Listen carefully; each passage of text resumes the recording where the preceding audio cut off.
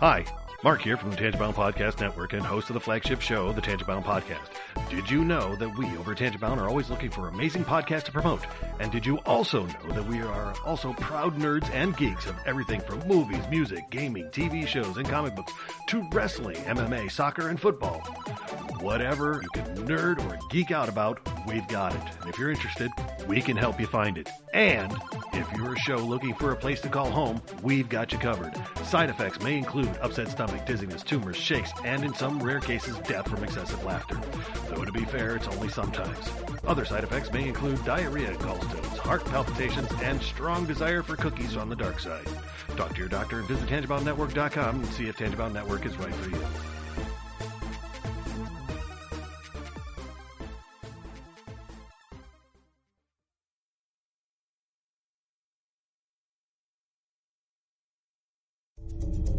This is a Danger Entertainment podcast.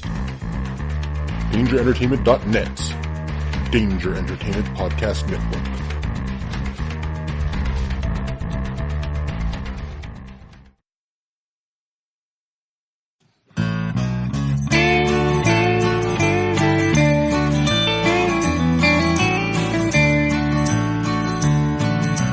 Welcome to the podcast from Temperance Town, the sexiest podcast of world renowned. Tony grows a beard to hide his chin, swabs it with Earl so it glistens. Salty, salty language, kings of the sexy frontier.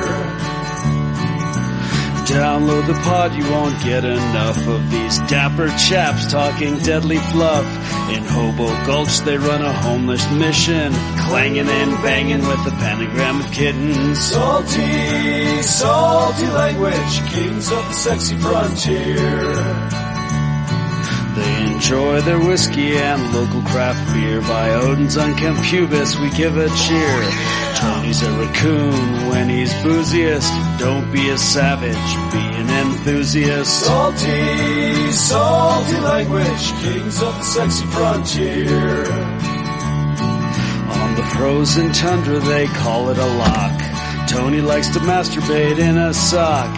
Brian pisses rocks cause it feels so great. I still don't know who the fuck is Tate. Salty, salty language, kings of the sexy frontier. The boys will let you know when there's a spurler. Due to male pattern baldness, they don't wear curlers. Stay salty, people, that's their closing line. And don't forget, have a beer, you'll be fine. Salty, salty language, kings of the sexy frontier. Salty, salty language, kings of the sexy frontier.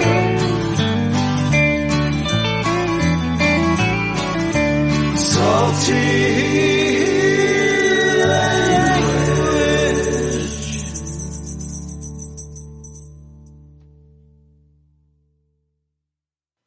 Ho, ho, ho, enthusiasts, and welcome to Salty Language, episode 334. God damn, we festive. That's terrible. Oh, man.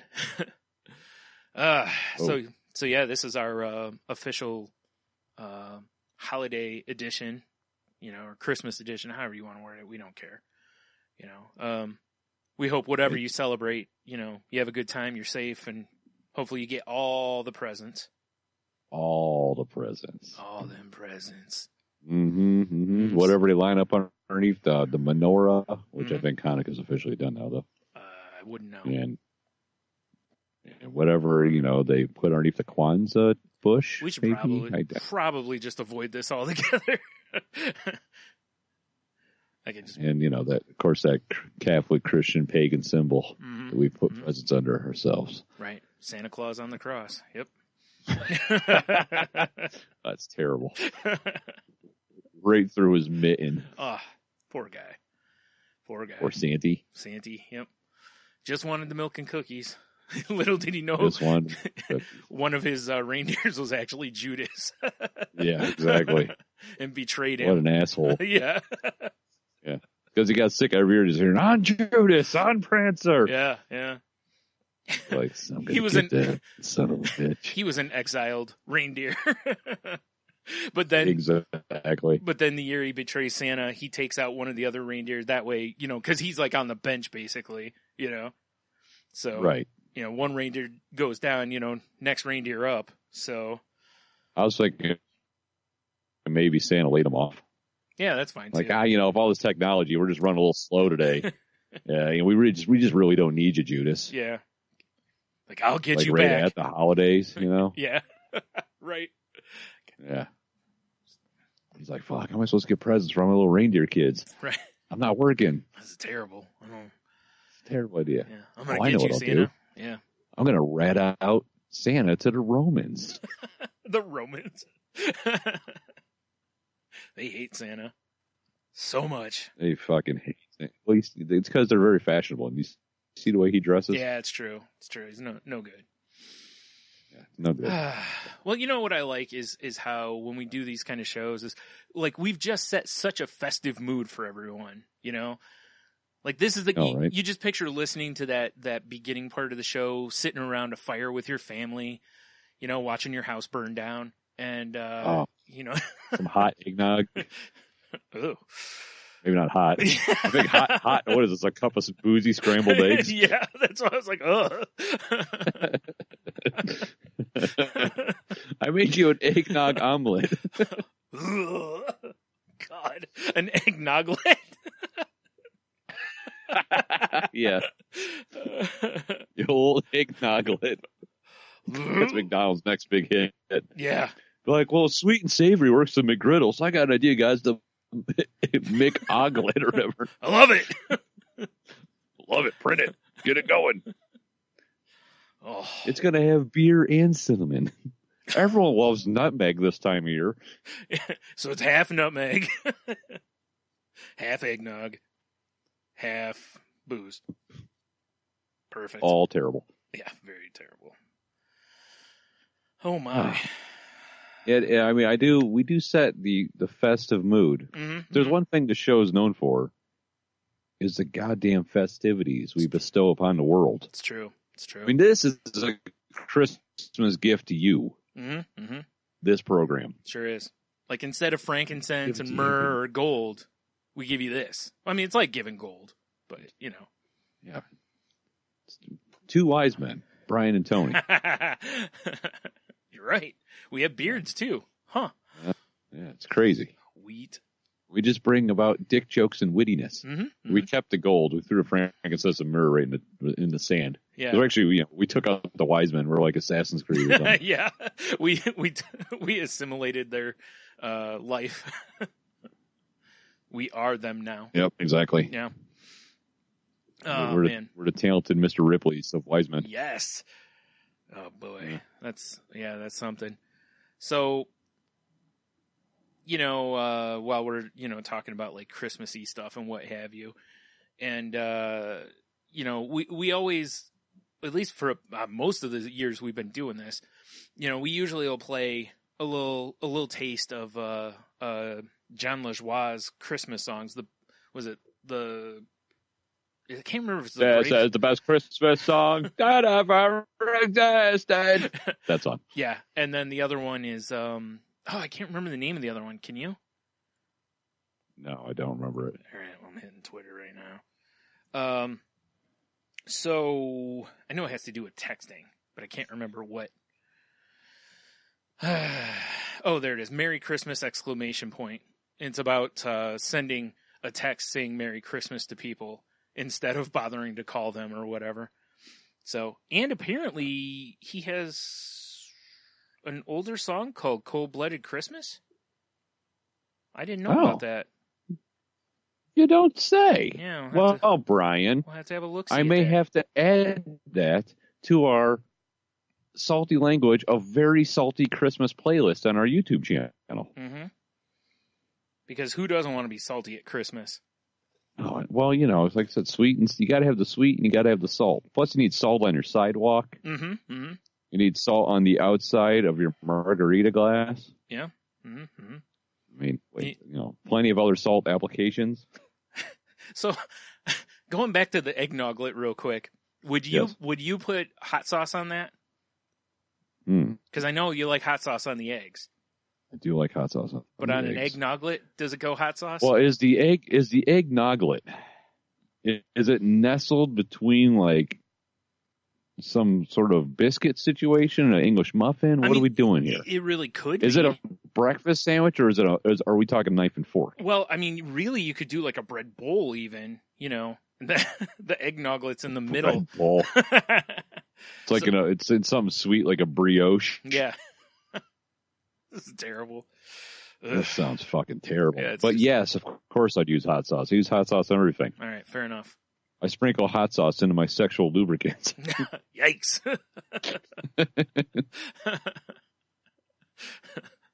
That's not going to be fun. Naturally. Yeah. Cold. You said it was called Cold-Blooded Christmas? Yes, sir. It looks like it's from 2010, so it's, a couple years old. Well, at least this first video on YouTube was uploaded in 2010. Although it does say copyright 2007, so I don't know when it came out. But still, I'll have to listen to it. 10 years ago. Yeah. It's crazy. I'll definitely listen to it. But yeah, in our show links for this show, we will have a link to A Very Salty Christmas. Feel free to blast it when you're opening presents or staring longingly where presents should be. Yeah. When you're just sitting around the fire with your family, enjoying a nice eggnog-lit, thinking about us, filling your stockings, yep, exactly. If you know what I mean. Oh, yeah. You betcha. A very sensual Christmas. So where is the... When you're sitting around. What? Huh? Go ahead. Where's the what now? I was going to ask where the list is. Like the playlist you were referring to. Oh, it is on our it's on our YouTube channel, Salty Language Pod. Ah, okay. We've got a various selection of playlists that actually a lot of the listeners here have helped us build. Very true. And just find A Very Salty Christmas and bang, bang, boom. Right. All your Christmas wishes come true. Yep, perfect for the family. You'd be like, you're sitting down, everyone's got a hot eggnoglet in front of them. As is tradition. You just kind of just look at everybody and you're like, y'all want to get festive? And then you fire up YouTube and it's Very Salty Christmas starts jammed through the house. That's right. Festive as fuck. Festive as fuck. It's going to be crazy. You could be, having sex with the tree. That's how festive it is. Wow, that seems painful. All right, doing deep squats on candy canes. Yeah. Gets crazy. Shit gets real when you're all fucked up on eggnoglets. I guess. Jeez. Maybe I'm going to stay away from the eggnoglets now. Ain't no party till it's an eggnoglet party. Right. It ain't a party. Eggnog party don't stop. That's right. Oh, my. Oh, my. Right? Yep. So, another piece of business before we move into the other stuff. Business. Is this more festive business? Not really, but obviously anyone listening already knows how to find us, whether it's iTunes, Stitch, or whatever it is. But Teen Beat. Yeah, Teen Beat, sure, of course. Yeah. Victoria's Secret. Right. Just the store, though. We're just always lurking in one. Yeah, exactly. Yeah. That'll be me in a ghillie suit made of panties. Yes. Yeah. What? Why does that display of panties keep moving? And why is it breathing hard? Are those eyeballs? No, they're not. Yeah. Pay no attention to the eyeballs, like from Wizard of Oz, when it's, pay no attention to the man behind the curtain. Pay no attention to the man with the thong over his face. Right. Who is a pirate, clearly. Clearly. Anyways, you can find us now on Spotify. So if you use Spotify and, you don't want to use a podcast app, or if you just use Spotify and want to listen to us there and stream it instead of downloading it, boom, there it is. Just search Salty Language on there, or in the show notes, there's a link to our list. Also, maybe check out The Crazy Life on Spotify too, because, why not? Help why not? Help me out. Might learn something, or you might realize we're idiots. Whatever. Mm. Mm-hmm. That's also learning something. It's true. Well, unless I already knew it, but yeah. Oh, well, I guess accurate. Okay. Yeah. You got me on that one, sir. Right. But yeah, no, it was it's pretty cool to be on there. So It is. I kind of feel like accepted. Yeah. Despite the fact we've been doing this for like 7 years. Right. Exactly. So, all right, that's the business. So, unless you got any business. Not really. I mean, I think you nailed it there. It's a very festive atmosphere here in the studio today. Mm-hmm. Mm-hmm. You know? Yep. Lots of egg Noglette going around. Lots of egg Noglette. I'm drinking a Juicy Tree beer, and the label art's a fucking Christmas tree. Right. Then that's your pre-egg Noglette beer. Oh, well, of course. Yeah. I mean, duh. And then I'll have egg Noglette, and I'll wash it down with another one. Of course. Yeah. Oh man. So how's your week been? It's been all right. I mean, it's the ramp up to Christmas time, right? Yeah, it is. For once again pulling the curtain back, we're recording on the Friday before Christmas, so yeah, it's pretty close. I was telling you before, I was out at GameStop and Target and Kroger today. And Kroger wasn't terribly busy, but the people that were in there, savages. Just, goddamn animals, huh? Oh my God. Yeah, so much worse than normal. GameStop was crazy busy, which, that's typical, this time of year. I mean, because who doesn't want video games and various stuffs that they sell? It was weird, though. While I was in line, they sold combination of 6 PlayStation 4s and Xbox Ones while I was in line. Yeah. One guy bought both. Boy, somebody's got a divorced kid he's trying to spoil. Right. Both extra controllers and like 3 games, I think. So I was like, Jesus Christ. Yeah, I know. It's pretty crazy. Nutty. Yeah. So, whatever. And, Target wasn't too bad. I was really surprised. Right. I went in there to get a charge and play kit for my Xbox One, so I don't have to keep buying batteries. And walked right back to the electronics, got the last one off the shelf, walked right up front, waited, 2-3 minutes, and I was out the door. Nice. Yeah. I was amazed. Like I dealt with, the Christmas traffic for a little bit in the afternoon. Mm-hmm. And it's safe to say that by the time I made it from the one road to the other road and delivered the cheesecakes I was delivering for my wife and then made it out of the whole area entirely, wow, I just kind of wanted to drive into a tree. Yeah. As fast as I possibly could.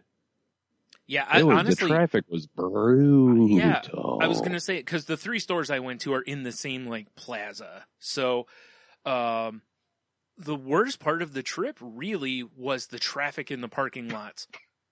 Right. Just people not looking, pulling out, people behind them. So many almost accidents happening. It was nutty. Plus, it's a little foggy out tonight. So, the visibility was down a little bit, but it's still crazy. I mean, unfortunately for me, I was mid-afternoon, which is like prime time. Right. And I was driving by our basically center of shopping in our city. Yeah, the area of the city that I try my best to avoid this time of year. Yeah, it was not a good time. But whatever, I made it through. Yep. I kumbaya'd myself a little bit. Right. All's well. Nice. Made it home, punched a dog in the face with love. Right. Actually took her on a nice walk. There's this park not too far from here. It was great because, I took a half a day from work. So when I went, there was nobody there. So, we then went on a walk, and then there was this huge open field, and I just took her off the leash, let her run around, do her own thing. She had a blast. Yeah, I bet. Because, it's very rare because she, it's not like she's going to go maul somebody just with love. Yeah, exactly. But, people generally don't want to see a pit bull running around unleashed. No, they certainly don't. Especially not if they see her running at them. Yeah, exactly. Because she does look like a psychopath when she's running at you. Yeah, I bet. And, and the first thought's going to be, I'm going to die. And in Yeah. her head, it's probably like, oh boy, it's a person. You know? Oh my God, it's a 2-legged dog thing. Yeah. I have to smother it with kisses. Whatever that is, I'm getting it. Yeah. That's exactly it. Mm-hmm. That was kind of nice to be able to do that. Yeah, but, that's cool. I don't know. Actually, right now, today's all been doing laundry because we're packing and shit because we're heading off to Florida tomorrow morning. Right. The United States doesn't make sense to me Okay. because I mapped it out, right? Yep. And we're not doing it all in one day like we did last time. Yeah, that's crazy. Yeah. Yeah, that was dumb. Mm-hmm. But our hotel we're staying in tomorrow night is just south of Atlanta. Yep. And that's like a 10.5-hour drive, right? Right. Yeah, it's a pretty long drive, but whatever. South of Atlanta. Yep. Now, from south of Atlanta to the Fort Myers area where we're going, Yep. it's like 8.5 hours. Yep. And I know that obviously because a couple years ago I did basically the same drive, except we went to Orlando. So This shit don't make sense. No, it's crazy. Yeah. It's so crazy. You don't realize how big Georgia is. When you're looking at the map, you don't realize until you're driving from tip to tip of that. I almost said country, which anyway. Yeah, it is its own little world. But like I said, you don't realize just how long of a drive that is. Luckily you'll have people in your vehicle, so you can use the carpool lane around Atlanta and stuff, which is horrible otherwise.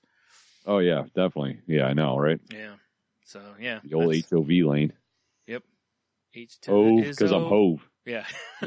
That's what I was going into. It might be all Jay-Z driving through Atlanta just because. No. If you're in Atlanta, you got to be rocking Ludacris, son. Yeah, that's true. I got to do a little dirty south. Yeah, come on now. Come on now, man.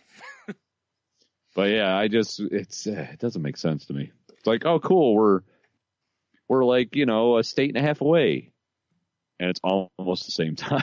Yeah, I know, right? It's just insane. Well, that's why it's funny. I remember when we were going to Florida and we told somebody we were gonna, try to make it to Georgia. That's what my dad always used to do. He always would try to get to Georgia, and he would try to plan gas out to where he bought gas. I can't remember which side of Georgia, whether it was just in Georgia or just before. It was always way cheaper. So right. He'd try to make sure we, got there. But anyways, when we went, that was the goal: get to Atlanta, stop for the night, do the rest the next day. And they were like, "Why are you driving like 3/4 of the way?" I'm like, "Oh, we're not. We're driving about half." Yeah. Yeah. And they're like, "What?" As insane as it is. Yeah. You wouldn't think 2 states is half the drive. Well, not even 2 states. A state and a half. Yeah. Is pretty much half the drive. Because again, Georgia is so massive.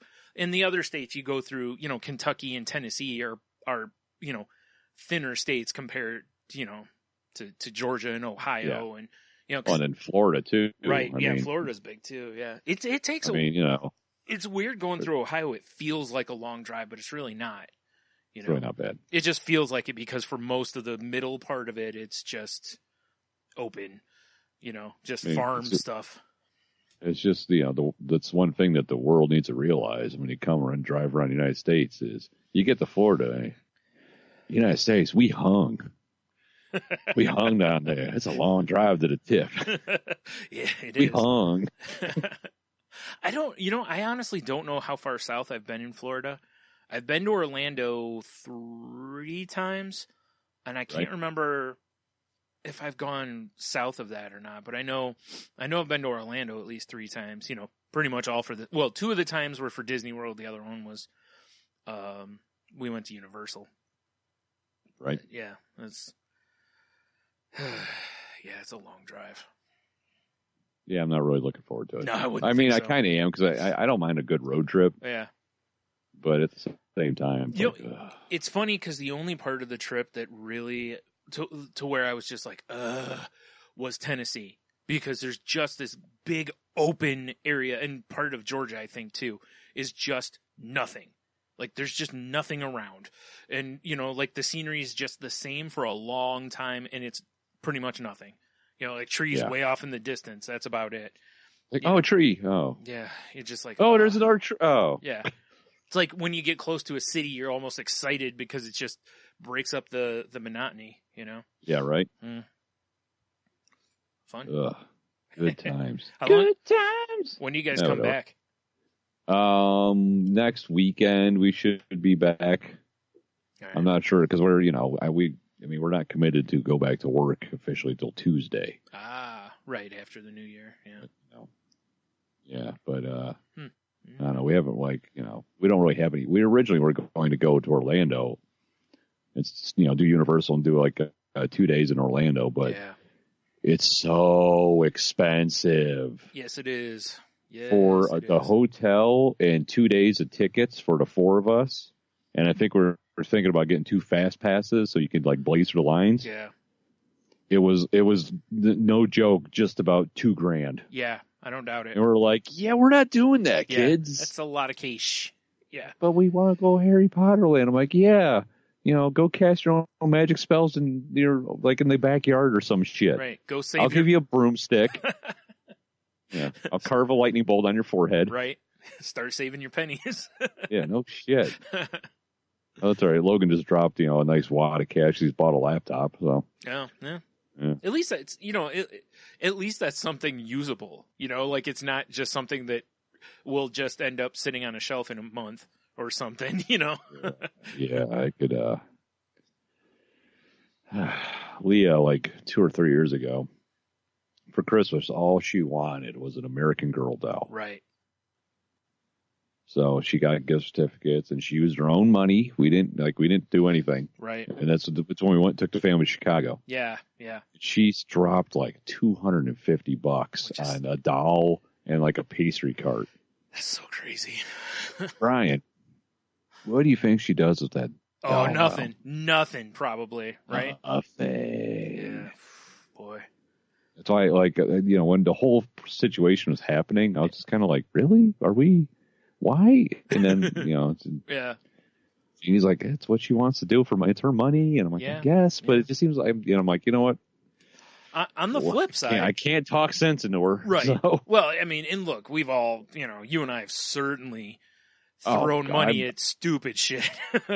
So guilty. Yeah. I mean, you and I that was pretty much what we did when we hung out was like we've said before, just, how quick can we go through our paycheck? Payday. Let's go beat off in every CD store. Right. Hey, Brian, you should buy that. Okay. Yeah. Oh, God, we were stupid. Well, that's actually, we had that conversation with Logan this week because he thought he had more money in his account than he actually did. Yeah. Because he's nickel and diming himself on Xbox Live. Oh, yeah. Yeah, it's easy to do. And we had to have the money management talk with him. You know? Yep. Because he thought he's like, oh, yeah, I probably have almost $1,000 in my savings. Nope. Not even close. Yeah. And you're right. It's easy to do because it's just like, oh, here's $5 or here's $2 or, here's $1 or whatever. It's so easy to all of a sudden go, holy shit, I just spent $100 on just random shit. Mm-hmm. Yeah. Yeah, exactly. Don't get me wrong. Sometimes it's, like the way they've been running sales on the PlayStation Network and, the whatever, Xbox Live. I couldn't remember the name of it. Jeez. They've been running some crazy sales this year. That's what he keeps saying. He's like, oh, what this game I really want was like 65% off. I'm like, it's your money. Yeah. But you're supposed to be saving for a car. Right. Yeah. Exactly. Yeah. I know it's funny though. Like Fluffy Bunny Ash has talked to me about different games. Like when she sees a game, that she thinks, I might be interested, or a game I've mentioned that I want to play, she'll be like, hey, this is, and like she was telling me some of the stuff she got for Christmas, for their household that, and I was like, man, that's, there's some great deals. But, I have a couple issues, which is one is you only have so much room on the hard drive. Now, it does work though that if you delete it off, you can download, the game again, but yeah, it keeps a record that you bought it. Yeah, exactly. But it's still the idea that it takes up a lot of space. I just got my Xbox One and I already have the hard drive half full. I believe it. So I've already started looking at external hard drives. Right. Like looking at like a 2 terabyte or something like that. I was like, yeah, that'll last me for a minute. Yeah, pretty much, huh? Yeah. It's wild. Now, on the American Girl doll, I don't know how complete and all that stuff is, but there might be resale value in that if she didn't want it anymore. I know the little, I don't know. I stay out of it. Yeah. No, I was just mentioning that way if she wanted money for something else, I'll bring it up to her because, she doesn't just do anything. Yeah, that's what I'm saying. Yeah. She did it was like really cool for like 3 months. And then, yeah. I'm like, why is the dog walking around with this plastic croissant in her mouth? Oh, it's from Leah's pastry cart. I see. Because the dog wanted a croissant. Oh, that looks delicious. I love buttery, flaky Who doesn't, croissants. right? Right? I'd sleep in one if I could. Dude. Giant croissants to sleep in. Right? Pillowy, buttery. So good. Right? Although I'd probably just end up eating the thing. So. Oh, I for sure would. Yeah, definitely. You're just laying there, can't sleep one night, and next thing you know, half of it's gone. No. Why did I eat all of that? It was so delicious. I've never had a more flaky pillow. I'm going to die, but it was worth it. Definitely. Yeah. Good old croissants. I've been listening to new podcasts. Actually, I blazed through it because they have a season 1 situation. Okay. Have you heard of What Really Happened? I feel like I have, but that also could be that it's just a generic enough title. Stroking my beard. Yeah, I see. People at home probably can't even hear it, oddly enough. If they witnessed it, it's just sploosh. It was majestic. Sploosh. Yeah, I'll tell you what, we may have to stop so I can clean up. Right? Yeah. But so it's a podcast that the Rocks production company put out. Okay. Which, it's like, it's just some dopey celebrity getting into the podcast game now because everyone's doing it. Yeah. But he's not a part of it at all. Yeah. It's just $7 production. Yeah. It's just, exactly. Some other dude hosting it. It's like 6 or 7 episodes. They're about an hour a piece. And it takes something that happened and he just like deep dives into the event. Okay. So like when Michael Jordan retired, and it's like, why did he retire? And it's all this speculation of why. Mm-hmm. But there's one I think you should listen to. The episode's called Black Dog, and it talks about Winston Churchill and his depression. Interesting. Okay. Yeah. But it's the whole series is good though. That's why I liked Revisionist History. Is for the same kind of reason. So yeah. Yeah, I really enjoyed, and I can't wait for season 3 of that. I know, right? It's so weird that these podcast series are having seasons, and I get it because like every week we sit down and we do this, and we have zero production value. Right. I couldn't imagine if we had production value trying to put out an episode a week. Yeah. Like the fucking goddamn audio books that Dan Carlin puts out. No wonder he puts out one every 13 and a half months. Right. Between the research, and then the post stuff, I'm sure. Ugh. So weird. It's a whole season thing. It's just weird to me, but I kind of like it. That's cool. What's funny is I remember forever ago where I was, bitching about like things taking hiatuses, TV shows, comic books, podcasts. And I was like, just irritated by the whole thing. But as I listened to more and more and more podcasts, I was like, great. Now I can move on to something else and catch up a little bit, Yeah, this is true. Yeah. So, I don't mind it so much now.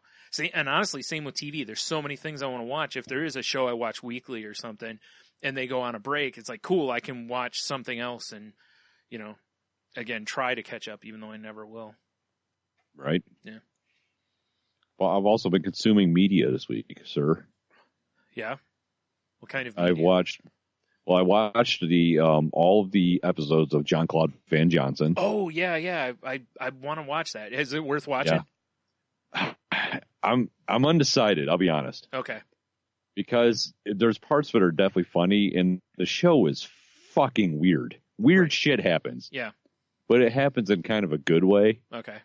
So I don't know. I'm so, it's like when the first time you have like a really hoppy beer and you're like, whoa, I don't know if I like that, but I like it.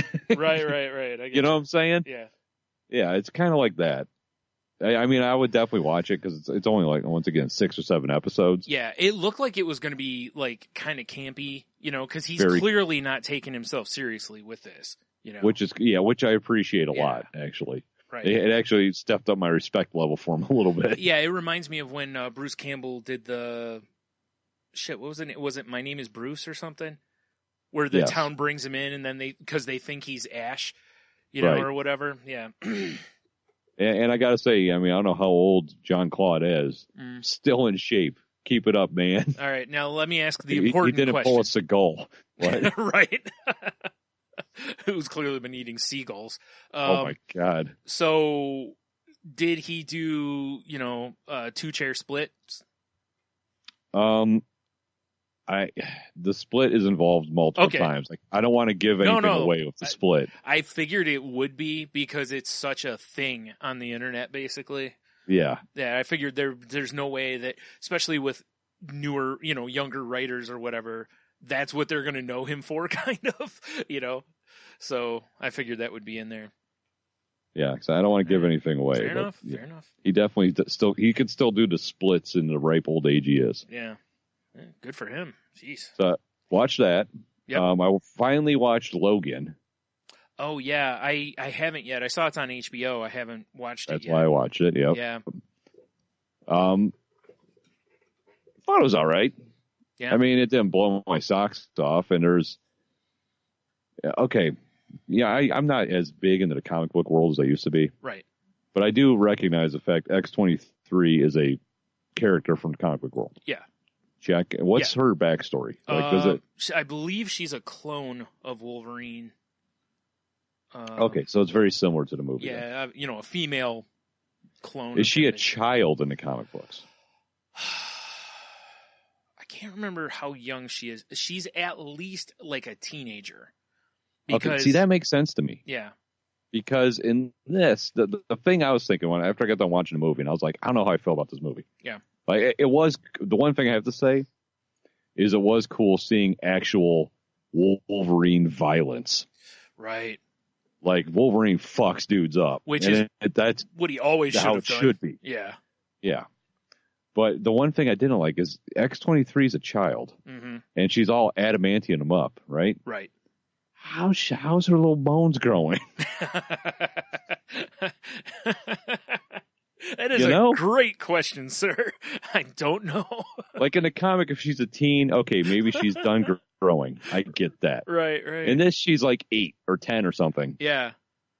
And she's still got a lot growing to do. That's not going to work out real well. And then if they would have gave her like bone claws, like, okay, that makes sense. Right. Nah, it's straight up adamantium. Oh my God, that's funny. I never thought about that. Oh man. Yeah, that's... I'm just saying. Good question. I don't know. You should tweet Marvel and ask them, or tweet someone tied to the movie and find out.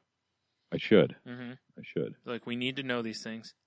I'm skimming the Wikipedia on X-23, and I'm not finding like an age for her. But I know the whole point of her was to make Wolverine, like as it says here, is to make Wolverine cool to teenagers. That was the thought behind it. Really? Yeah. Which is stupid. How was Wolverine never not cool? Right, yeah. Especially if they would have left him alone. He drinks, he smokes, he kills all sorts of things. Yeah, exactly. Who doesn't want to, be part of the Wolverine gimmick? So, yeah, that's, yeah. Wow, there's a lot of stuff listed in here. Yeah, that character debuted back when we had the shop. Because there was a miniseries called Nyx, NYX, that she was in. That was like where she made her first appearance. Because I remember we had a bunch of them left, and somebody came in and was like, wow, I can't believe you have this. And I'm like, why? And, because I had read it, and he was like, oh, he's like, these are worth like $20 a piece now. And I was like, oh, right to eBay. You don't say. Yeah, we had like 7 or 8 of them, because... I remember that there was, like in previews, they're always like, don't miss this issue, and you're like, oh, well, we better order 10 or 15 of them. Yeah, better get some. Preview says we should get it. Yeah, so. then just sits on the shelf. Yeah, exactly. And once in a while, they're right. Like the death of Captain America, where we didn't know, like, retailers didn't know, basically. But in previews, it was like, make sure you order this. Like, hey, you silly bitches, we can't tell you, but we're for sure winking at you. Right, yeah. Some crazy shit's going on here. You might want to be part of it. All right. Yeah, fun. Fun indeed. Well, so yeah, saw Logan. Yeah.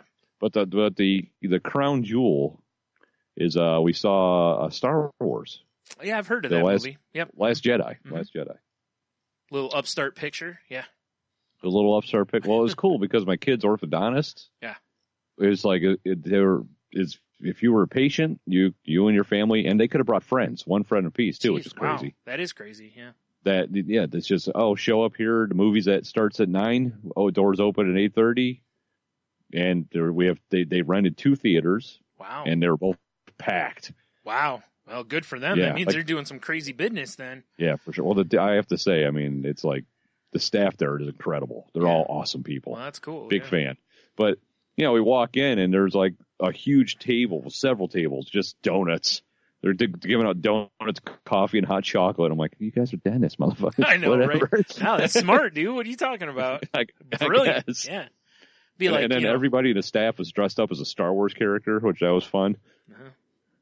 But as for the movie, I don't know. It was way longer than I thought it was going to be. Okay. Like it's like 2.5 hours. Okay. Wow. It didn't feel like it though. Okay. Well, that's good at least. That's a good thing. Yeah. There's nothing worse than a 2 or 3 hour movie that feels like a 3-hour movie. Yeah, we were like, oh my God. End already. Yeah. And all in all, I think I enjoyed it, but there's just certain parts that, I was just kind of like, it didn't live up to what I was hoping it was going to live up to. I think I went in with too high of expectations as a Star Wars fan. I think a lot of people did, and I think that's for a lot of people, not all that didn't love it, still like, hey, it was all right, A lot of the people I've talked to have said that they thought it was all right. I haven't heard not very many said that it was great. And I haven't really heard many say it was terrible. There's a few. But what I've noticed is anybody who had kids said that the kids really liked it. Right. What did your kids think? Everybody in the family enjoyed it. Jeannie enjoyed it. The kids enjoyed it. Yeah. I was the one that was like, yeah, okay. But, but I'm also the guy that's like, let's play Star Wars trivia, guys. I'm going to kick your fucking ass. Right. Well, the reason I was pointing that out is, of course, Disney, they know they're going to sell tickets to any Star Wars movie they put out pretty much. It's just going to boom and just make crap tons of cash. But the other side of this is they want merchandise to move, all the clothes and toys and video games and all this shit. And kids push that, even though people our age and are like my brother's age are more of the wheelhouse of like the original trilogy, kids now you're having a whole new set of kids discovering Star Wars for the first time, like able to see it I know they had the prequels too, but you know what I mean? It's like people are excited about this. And when kids come out and they're excited, Disney just hears cash registers, so. Oh yeah, for sure. Well, they need it too after dropping $52 billion. Right. And yeah, right. And, and the other thing is, it's like, I think if a movie like that, you have most kids coming out of it going, that was really good, I think you've hit your mark. Because the point of that movie should be kind of mindless fun, I mean, people can pretend it's not, but Star Wars is really a popcorn movie. I mean, there's not a lot of real deep thinking you have to do to understand the movie. Right. So, whatever. I'm hoping I can see it probably sometime next week. I'm not going to try to go around, right now because kids are off of school and damn kids. Yeah, I know. Although they will be until after the first, but yeah. I enjoyed it. I think I was like, oh, it's the second installment of the trilogy. These are always the best. Exactly. I think that's the thing is I think everyone was like, okay, the first one kind of whatever, whether you felt it was a rehash of A New Hope or whatever, or, it's like, this is the one that's really going to be the meat and potatoes of the trilogy. And yeah, it's funny because most of the people I've talked to, they're big Star Wars geeks, have been like, it's all right. You know, like I'd see Right. it again. It was good, you know. So, all right. So, on the Channing Tatum scale, I I'll almost go feel 3.5. like we should change it for Star Wars. I feel like it should get its own, like a Chewbacca scale or a George Lucas scale. Just little pictures of George Lucas. Whoa. Well, Although- I'll give it a. Technically, he's not involved anymore, so. Well, he just, whatever. I'm sure he's fine. He's surrounded by probably oiled up young boys. What? That's what that kind of cash buys you, Tony. Can get you whatever you want. Yep. Including people shutting their mouths. Exactly. Terrible. So I think I like a Chewbacca scale because we have that is the wrong button because we have a Chewbacca button. All right. So I think it deserves 3.5 Chewbaccas. Okay. Oh, I was hoping I could tap it, but that's not how that works. No. Thanks, Chewie. You're the best, buddy. Right. I'll, like I said, hopefully I'll get to see it soon. So, maybe we can do a little Spurler-filled talk about it. Spurler. You watch anything else? No, that was about it. All right. I watched, there's a show called Stan vs. Evil. Oh, I've seen that. I haven't watched it though. They put it in Hulu, I think. Yeah, I watched it on Hulu, and it's a show on IFC. It stars John McGinley, Dr. Cox from Scrubs, and various other roles that I know. There's one famous one that I cannot think of, and it's a military movie. I cannot remember which one he was though, or he was in. Anyway, he plays basically a retired sheriff. And, there's a new sheriff in town that's a woman. She comes in and they find out that there's a curse on the sheriff because in this town they burned 173 witches or 172 witches, something like that. I'll be specific. Yeah. That were not actually witches, basically. Right. So they, anyway, one of the witches put a curse on, or one of the women put a curse on the constable of the town, whoever it is, that they would die an early death kind of a thing. So the spirits of these witches are coming back to try to kill, him, Stan, and the new sheriff. Right. And it's a weird show. Every time there's some sort of a ghost, or not ghost, but a scary monster or something, they show this extreme close up of the face, and they just keep making it look like it's coming at you. It's hokey, but is it weird good? I don't know. That's the part of it. There's enough moments in it that I laughed at or thought that was oh, that's good, but it was so weird. I don't know that I would recommend it, but I also kind of do, you know? So I don't, Battery wasn't seated down. okay. Huh. You wouldn't. Sorry about that. We just went dead air for a minute. No big deal. That was a weird neighbor coming in. Yeah. Howdy ho, neighbor. Yeah, it's a really weird show, though. There's not that many episodes. I think there's 10, and they're half-an-hour episodes. It's, I mean, it's very formulaic. Right. How the things went. It was created by Dana Gould, and he's in a few of the episodes and stuff. But yeah, I don't know. It's very strange. Honestly, John McGinley plays. You almost could. He's almost Dr. Cox. Picture if Dr. Cox went to retire and something just kept irritating him. That's basically who the character is. Right. So it's not a lot of a stretch for him. It's pretty much the same kind of character. Cantankerous old man that likes to watch war documentaries and drink beer, So, yeah. I'm trying to think. I watched something else, too, and I can't remember what it was. Nope, I can't think of it. So moving on. I can't. Yeah. Well, I also last weekend because since we're going out of town, both our families did we were supposed to have both our Christmases, or my in-laws forgot about it just while we're doing dinner. So we went there in Christmas gear, and everyone's like, ooh. Yeah. But, why are you wearing those stupid sweaters? basically. Yeah. But so we had like the good old Christmas time. Yeah. Man, I ate like a fucking savage. I'm not surprised at this. It's just my mom. She throws on them holiday meals, and it's like the classic holiday meal. Right. I know it's tough, right? Dogsy.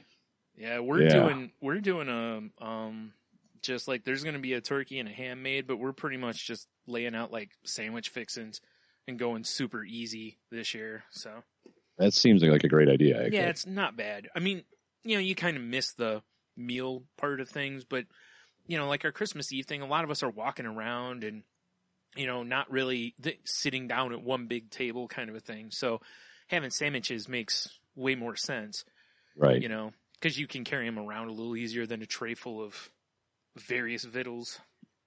A tray full of everything. Yeah, literally a tray too. Those styrofoam ones that they have. Even though I don't like using styrofoam. Yeah, fair enough. But whatever. I mean, it was the very traditional type situation of my mom's, and then like Logan made it because he's been. Which I'm not gonna hold it against him because I was the same way. But he's been like baking like a fucking fool, which is weird because I'm more of the cook. Genie's a baker. But he made a cake, like a cappuccino cake. Yeah, it's pretty good. Maybe a little too sweet, but all the desserts, all the foods, yeah. And then the next day we went to the in-laws, and they had an Italian feast. Oh my! I generally try to stay away from the carb stuff. Yeah. But I told Jeannie, I'm like, the whole month, through the holidays, I'm gonna be off the rails. I'll try to be as good as I can. Right. But I know I'm gonna feel like garbage half the time. But I'm like, not a resolution situation. But once January rolls around, I'm dialed back in. Right. Yeah. We'll see. Maybe. Yeah. But the old Italian feast. Oh man, it was like pasta, lasagna. It was so much food. Right.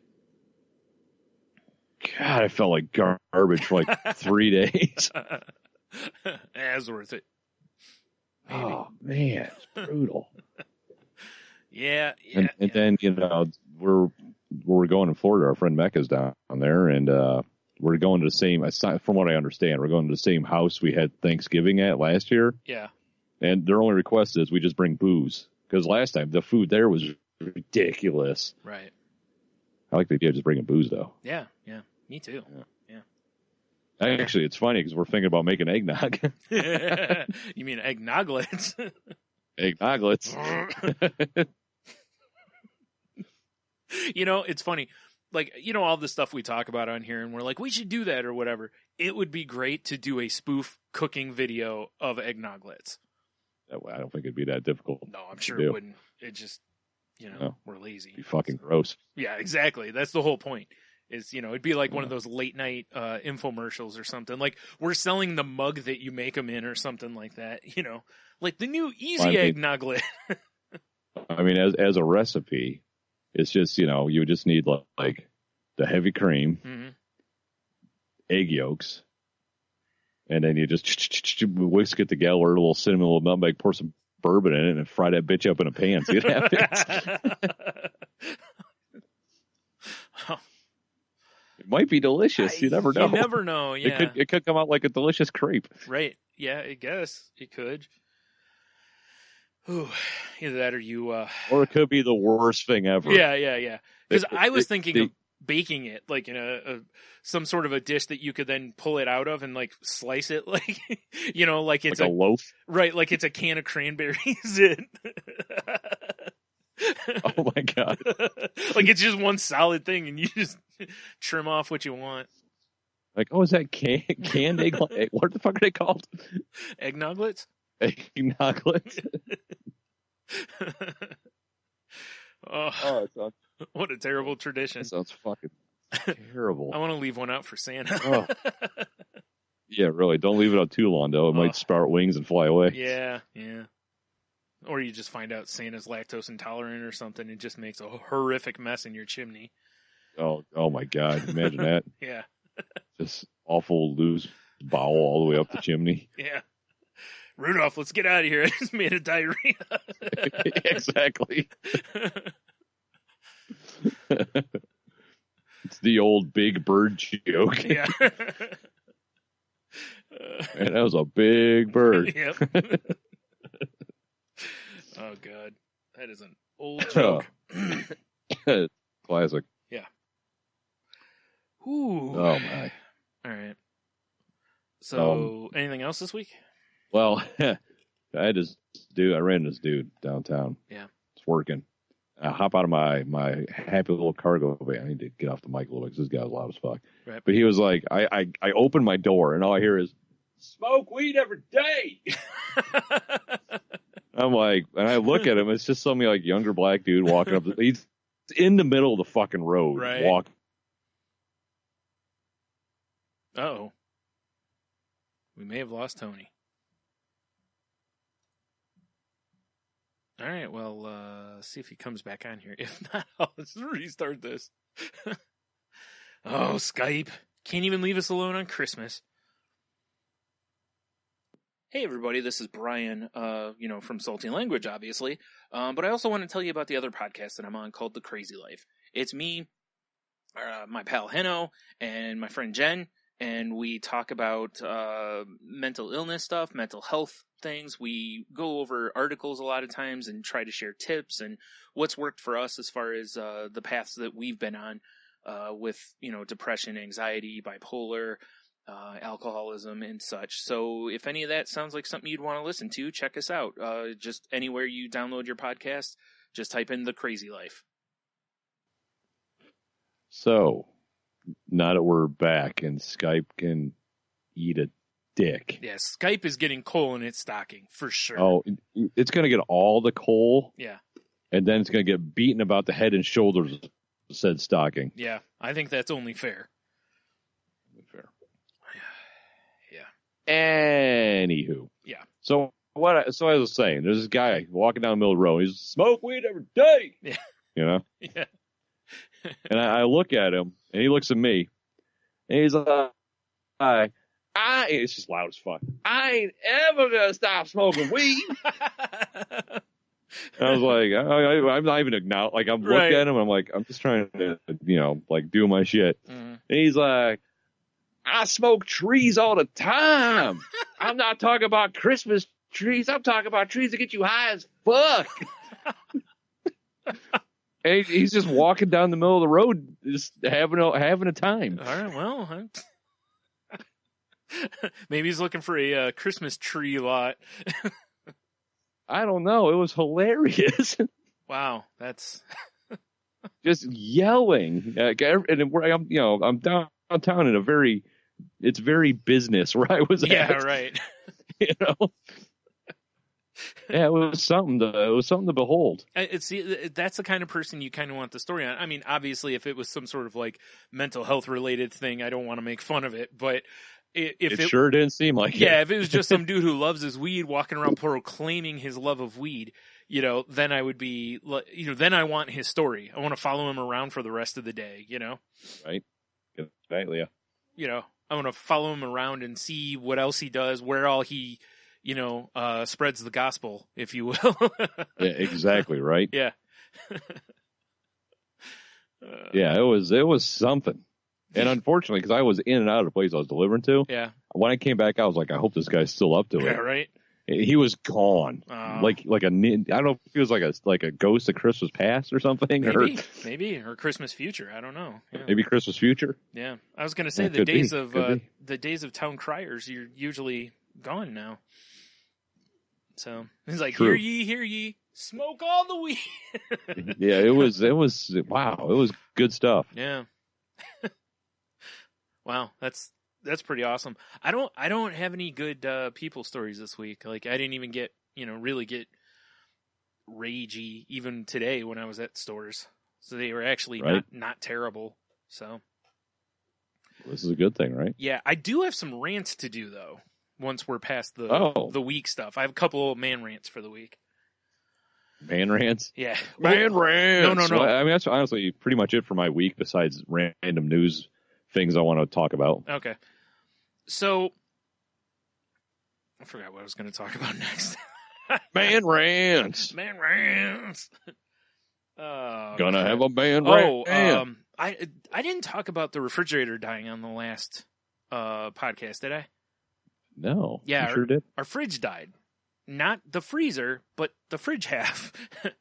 That is the suck, by the way. My mom got up, opened the door to the refrigerator, and there was like a can of biscuits that had blown because of the temperature change. Oh, the old Michael Bay treatment. Yeah. Gadoosh! Gadoosh! Yeah. And luckily it wasn't terrible. It wasn't like all over everything or whatever. Right. But, we're like, oh, great. Because, it's not like refrigerators are cheap. So. Refrigerator. Yeah. Wow. I know, right? Yeah. So, anyway, we got another one. But we actually lucked out because the freezer was cold enough that it was actually keeping the refrigerator side cool. Like that's interesting. Not cold, but we were able to leave some stuff in there. Stuff that just needs to be chilled, but doesn't have to be, like cold. Right. So we were able to leave a decent amount of stuff in there and not have, and everything else we just winged into a cooler and dumped ice all over it. We had to throw a few things out, not a lot. The freezer, when we switched to the new fridge, my mom threw a bunch of stuff out of the freezer. It's just stuff you look at and you're like, either what is this or how long has this been in there? Right in the trash. Right in the trash, yeah. Because it's like, obviously we didn't need it or we would have used it by now. So, that was kind of nice. But yeah, we got a new refrigerator. It's all hooked up and installed now. It's weird because it has LED lights in it. Oh, so it's bright as fuck. Yeah, and the freezer has one too. You're like, I need a tasty beverage in the middle of the night, and then you get a tan. Right, pretty much. Yeah, it's like sweet. It's like when they're shining the lights on the vampires and Blade. Like, yeah, yeah, that's exactly how I react. You've seen it. Hot. Yeah, I hear you. But it is nice. The freezer has one too, which is nice because the last one, the freezer didn't have a light in it, which so you they went from have to open the refrigerator. If you didn't turn the overhead light on, you open the refrigerator to see in the freezer, or use your phone or something. So well, now you'll just burn out your retinas. Yes, I will. Which is perfect. One of the really nice things was I didn't know what happened to my whiskey stones. And I thought maybe they got lost when I moved, or they're just in some box, Yeah. They were in the way back of the freezer. So. Wow, good thing you found them. Yep. I mean, here's hoping that, it is Christmas time. Maybe Santa Claus, when he gets himself off that cross, will bring you a bottle of booze. Yeah. Well, I still got some whiskey sitting around, just looking at me. Like, why aren't you drinking me? Like, hey, you son of a bitch, come over here and make love to me. Right. Whiskey, is that you? Yeah, of course it's whiskey. Who else would it be? You're right, whiskey. You're always there for me. Oh, whiskey, you silly goose. I can't stay mad at you.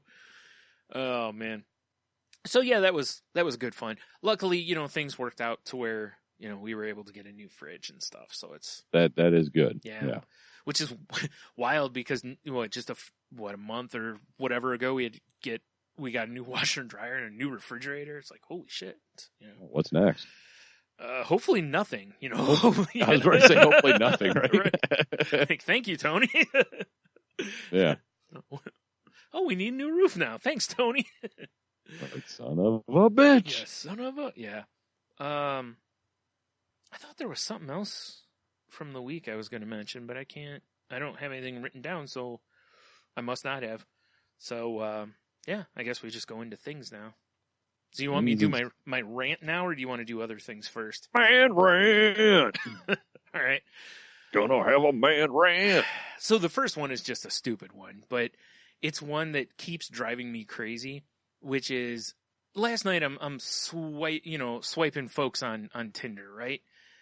And I'm looking at how many profiles are mostly pictures with the fucking dog filter from Snapchat. Mm-hmm. And it's like, you do understand that the point of this is to, generally people will see your picture there. Now, they've made it easier to where you can just tap on the side of the picture and it will show, you can like scroll through their pictures. You used to have to open their profile to do it. Now you don't have to. So, but before it was like, really, whatever picture shows up there, that is your first impression. Like, that's your audition, like, especially on Tinder because it's more, physical based, and I just keep seeing this more. There was one profile I saw last night. Every picture the woman had on there had a Snapchat filter on it. I couldn't see what her face actually looked like. Were they the ones that like made her face all big and fat and one dumb of them, looking? yeah, and... one of them was. One was the dog. One was, I forgot. There was, but there were 5 pictures. All of them, I think, like 2 or 3 of them were like dog ones or, whatever. And I was, everyone that has the dog one, the first message needs to be sent to them is like, "Girl, I have peanut butter." I like this. Good plan. I see you're a furry. Exactly.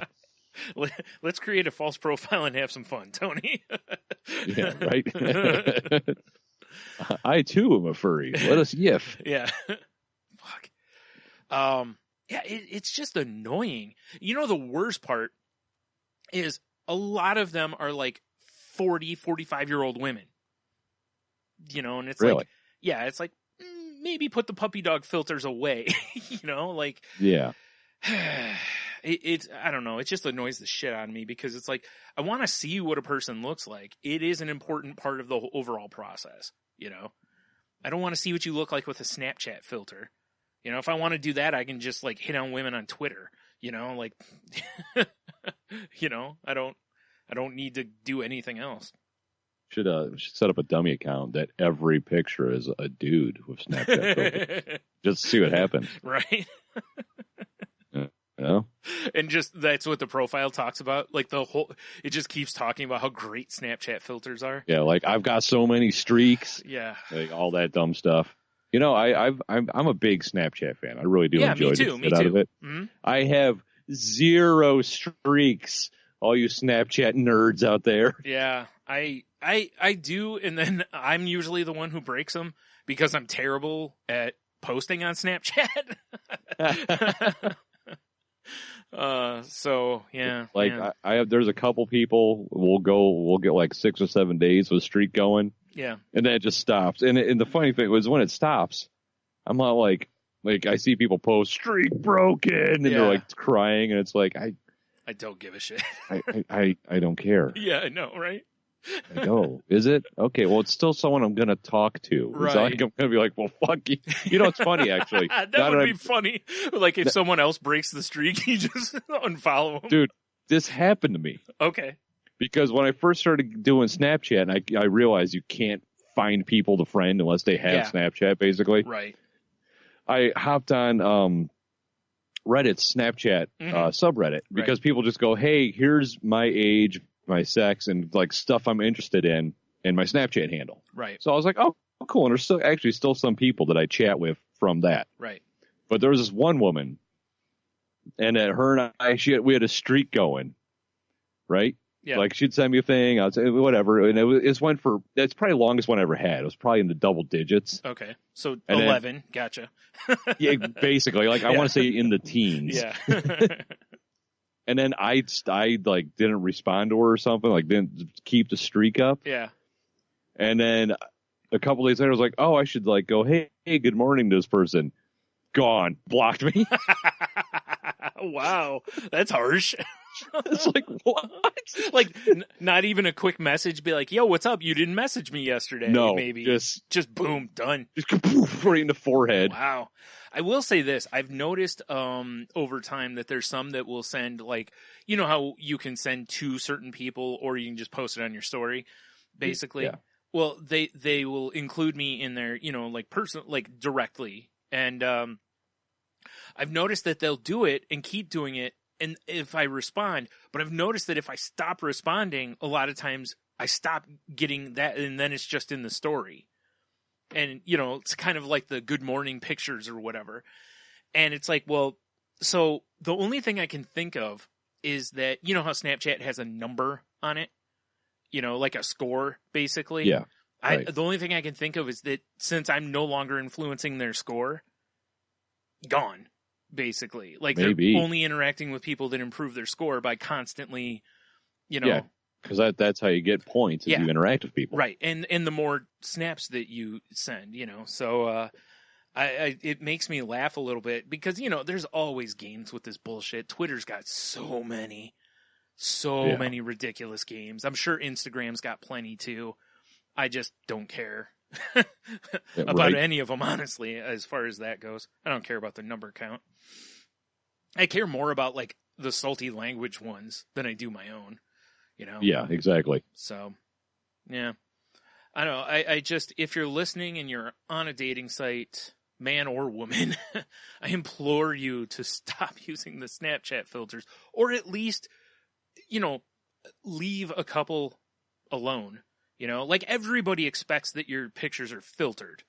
You know, I mean, we're at that point that most pictures are not, you know, not naked. Here's my thought too, is with the Snapchat pics on Tinder profile. Yeah. Is it's very rare I save a Snapchat photo. Right.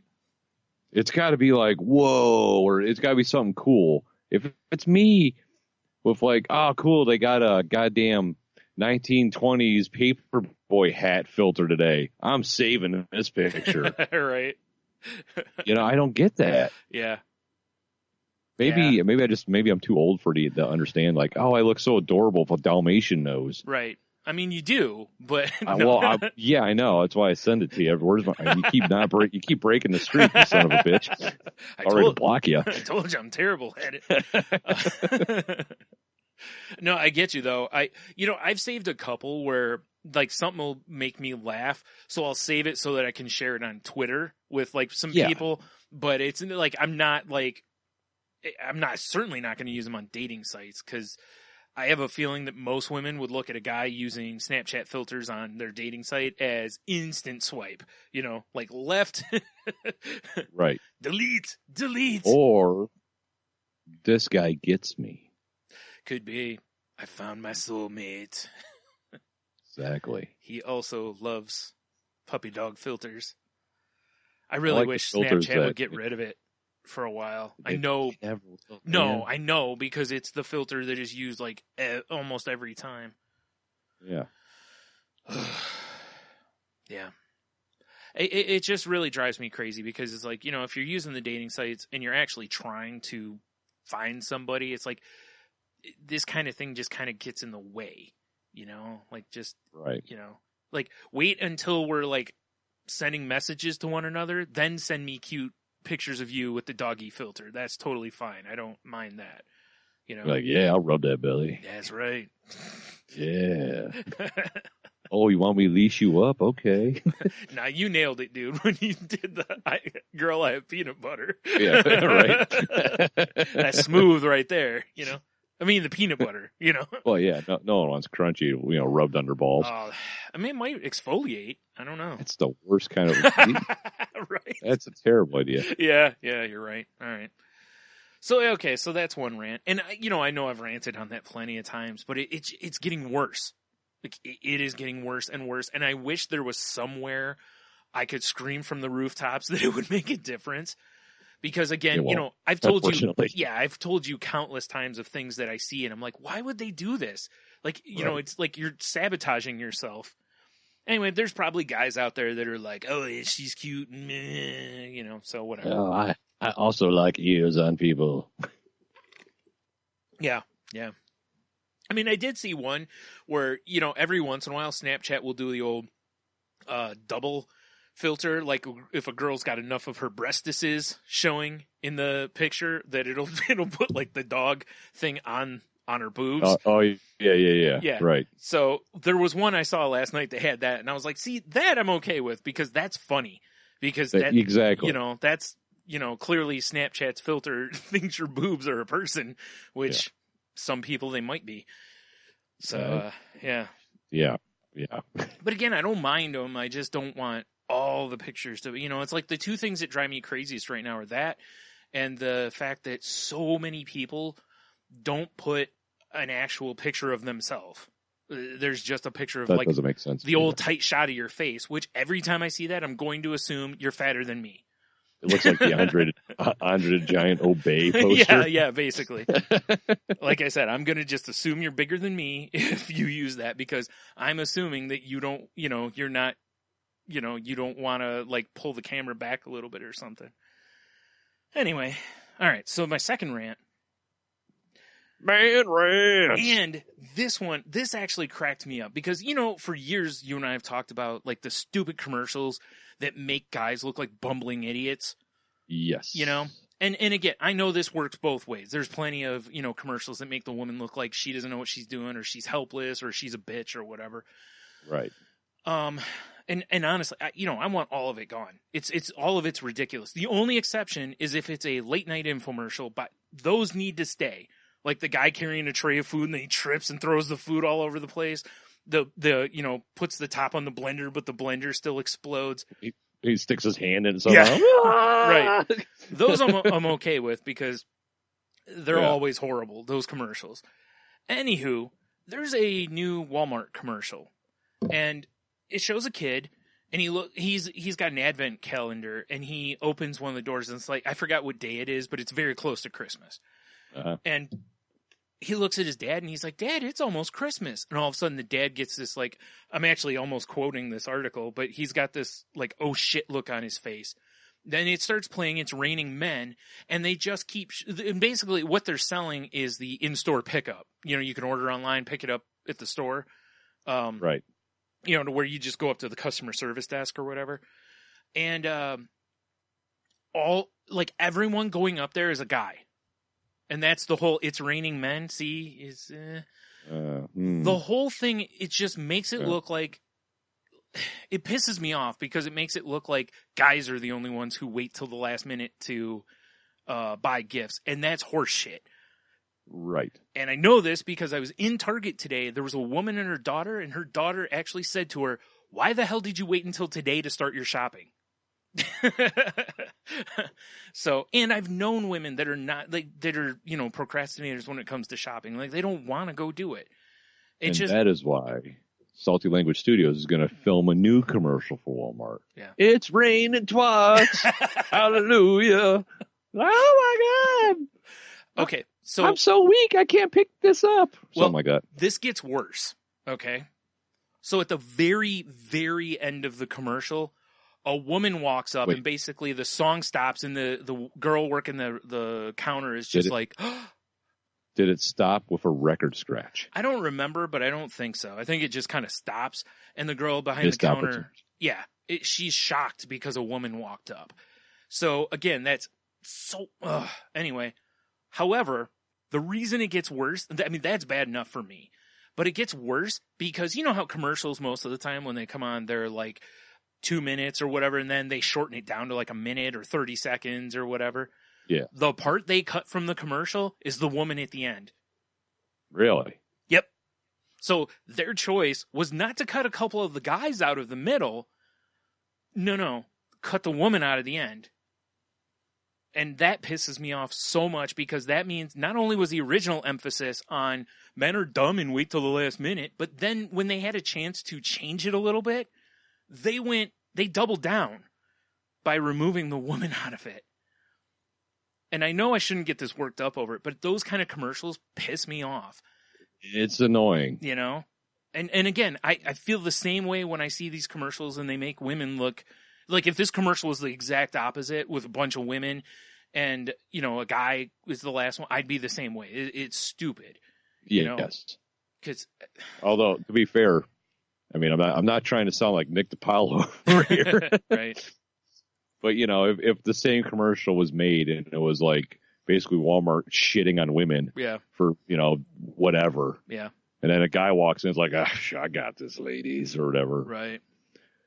The news websites, the bloggers would be all over it. Well, it's funny you mention that because the part of this that cracked me up was I was going to go on, I went on Google because I was going to try to find like a YouTube video of the commercial. So if people wanted to watch it, they could see it. And what I found was there's a website called Pop Sugar, and in their moms section, they actually have a part where they're covering, and the headline says, people are pissed about the way men are portrayed in this Walmart holiday ad. And basically they, lay out what I just laid out to you. And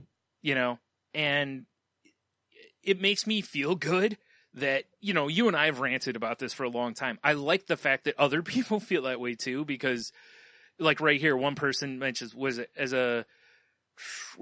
on Reddit posted, I would not call the commercial grossly offensive, but as a busy father trying to stay on top of it all, the trope is overused, stale, and unfunny. Correct. Yeah, exactly. Yeah, and here we go. Another added, my husband's already bought and wrapped 2 gifts for me. I haven't even managed to look for him. I am that person in the commercial. It's not just men. That's why it pisses me off, is because it's like, look, we all do this. Again, I was in Target today. There were plenty of women in there shopping and buying Christmas gifts. So, it's clearly not just guys doing it. The first commercial that really pissed me off to deal with this, I believe it was a yogurt commercial of some sort. Oh, yeah, I think it was. And it was all the ladies in the kitchen. They're like, oh, chatting. And then you look out in the yard, and it's basically, these 2 guys in the yard. Yep. Burning the garage down, basically. Yeah, exactly. Yep. And then they came in to get whatever. And it was basically like they open up the fridge, like, that's basically how they were portrayed. Yeah. Well, and the women were like, oh, Frederick, it's in the door, Yeah. And it's like, what are they doing? Yeah. What is this commercial? Man Neanderthal. He only know grass cut and grill. Exactly. Yeah. Well, it's funny though, speaking of the grill, is there's I can't remember if it's Pizza Hut or Domino's, it's some pizza chain. They have a commercial where, they're pushing their app. And it shows a guy outside and he's got steaks on the grill and they're looking delicious and all this. And then like he goes to flip one and he hits the ground and he just picks it up and puts it back on the grill. And the wife just kind of looks like, oh, Henry, and then she's immediately on her phone ordering pizza, and it's like, again, I get it, but can't you just show that your app is easy to use?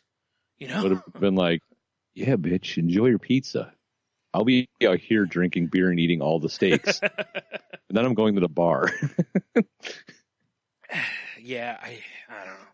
That one's not as bad to me. That's not gravel. That's flavor. Right. That's going to just make my intestines tougher as a real fucking man. I exfoliate my intestines. Yeah.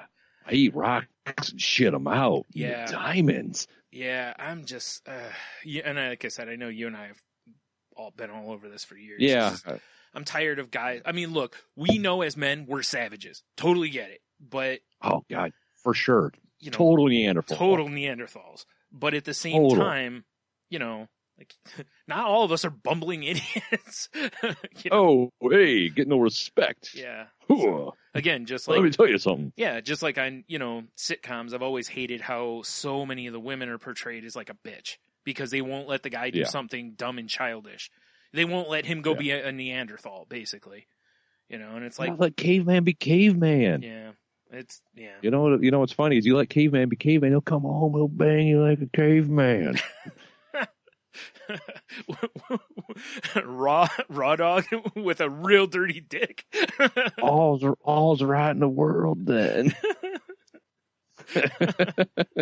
Or he meets you on Tinder and just has peanut butter in his hand. Yeah. Anyway. I hope you're not allergic. Right? Oh, that'd be horrible. Yeah. Yeah. So, all right. So, there's the end of my man rants. I knew you'd appreciate that one because...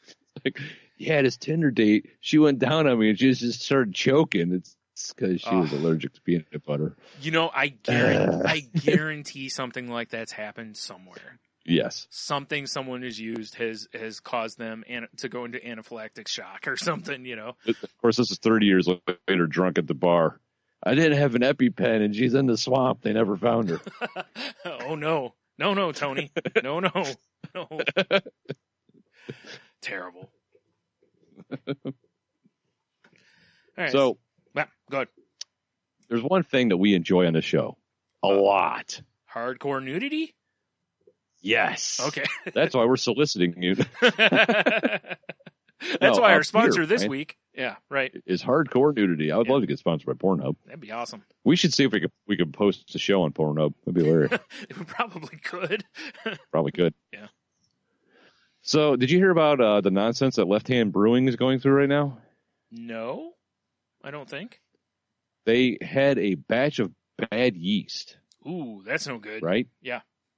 Which from wherever they got the yeast from, it was tainted some way, and it caused a secondary fermentation in the bottles that were overpressurizing and like causing bottles to break.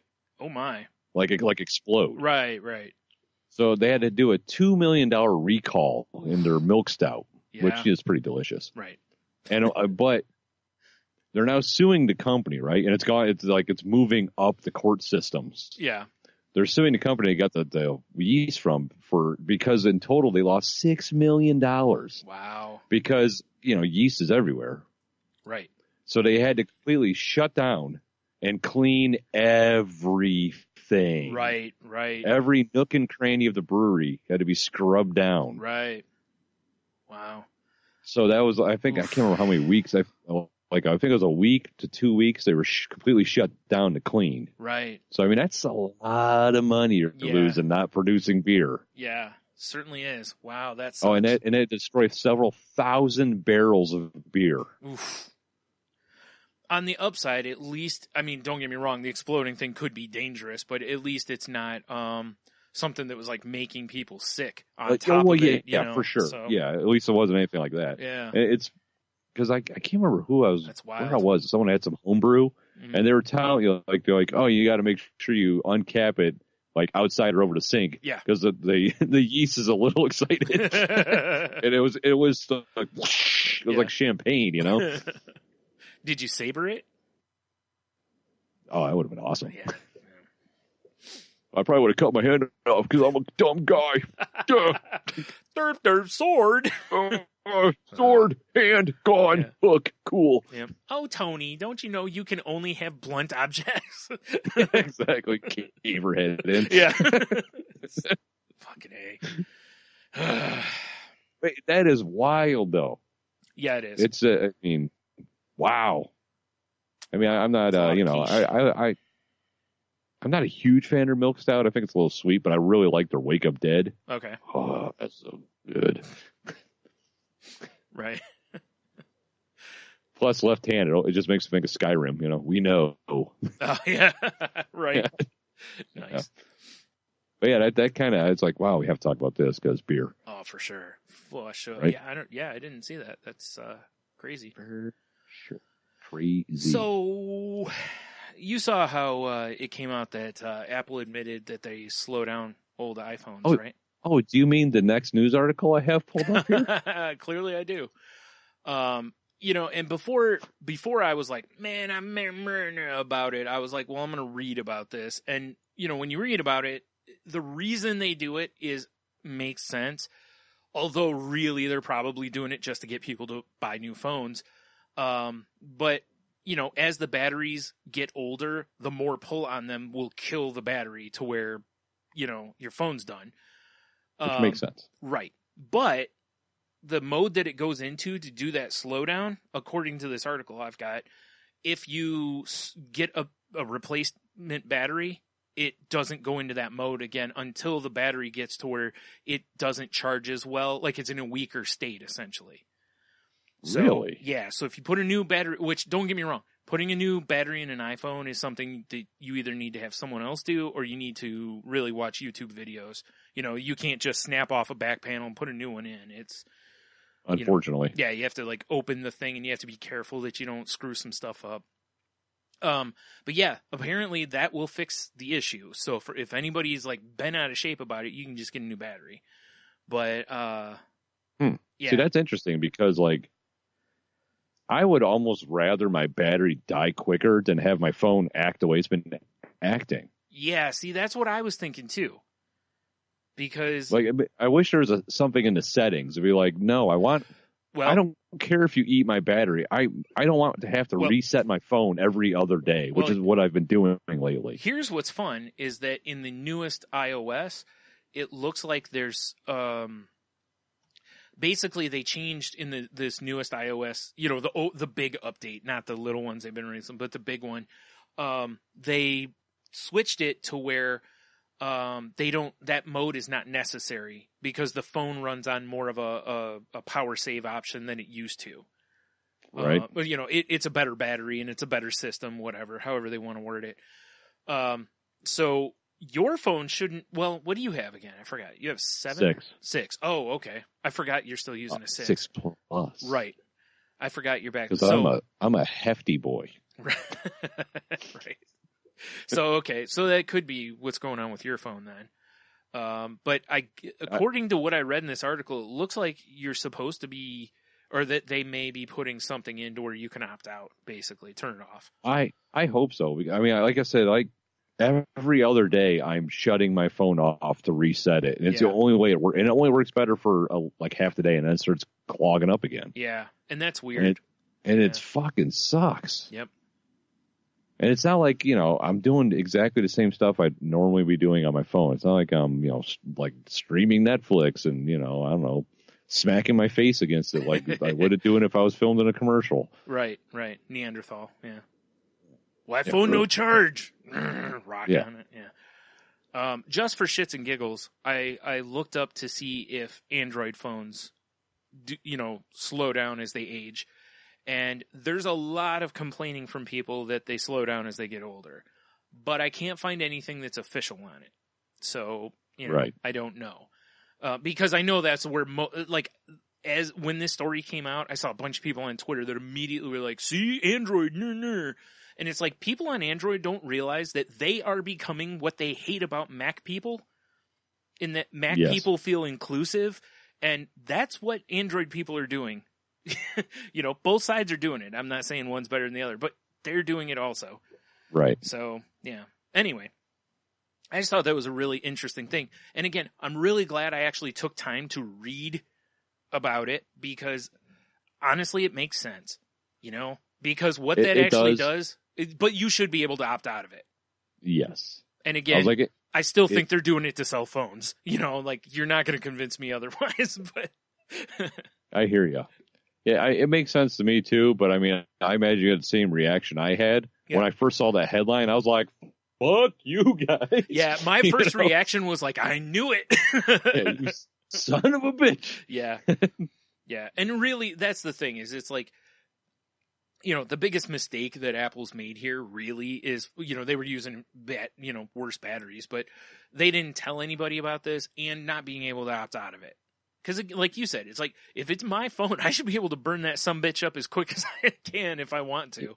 Yeah, because when I'm working, I always have a charging cord, right there. Yeah. And so and that's the thing. It's not that big of a deal. Have it to where when you go to opt out of it, have a little window pop up and be like, are you sure? And give you a fair warning to where you still, go, yeah, leave me alone. And then it won't bother you anymore.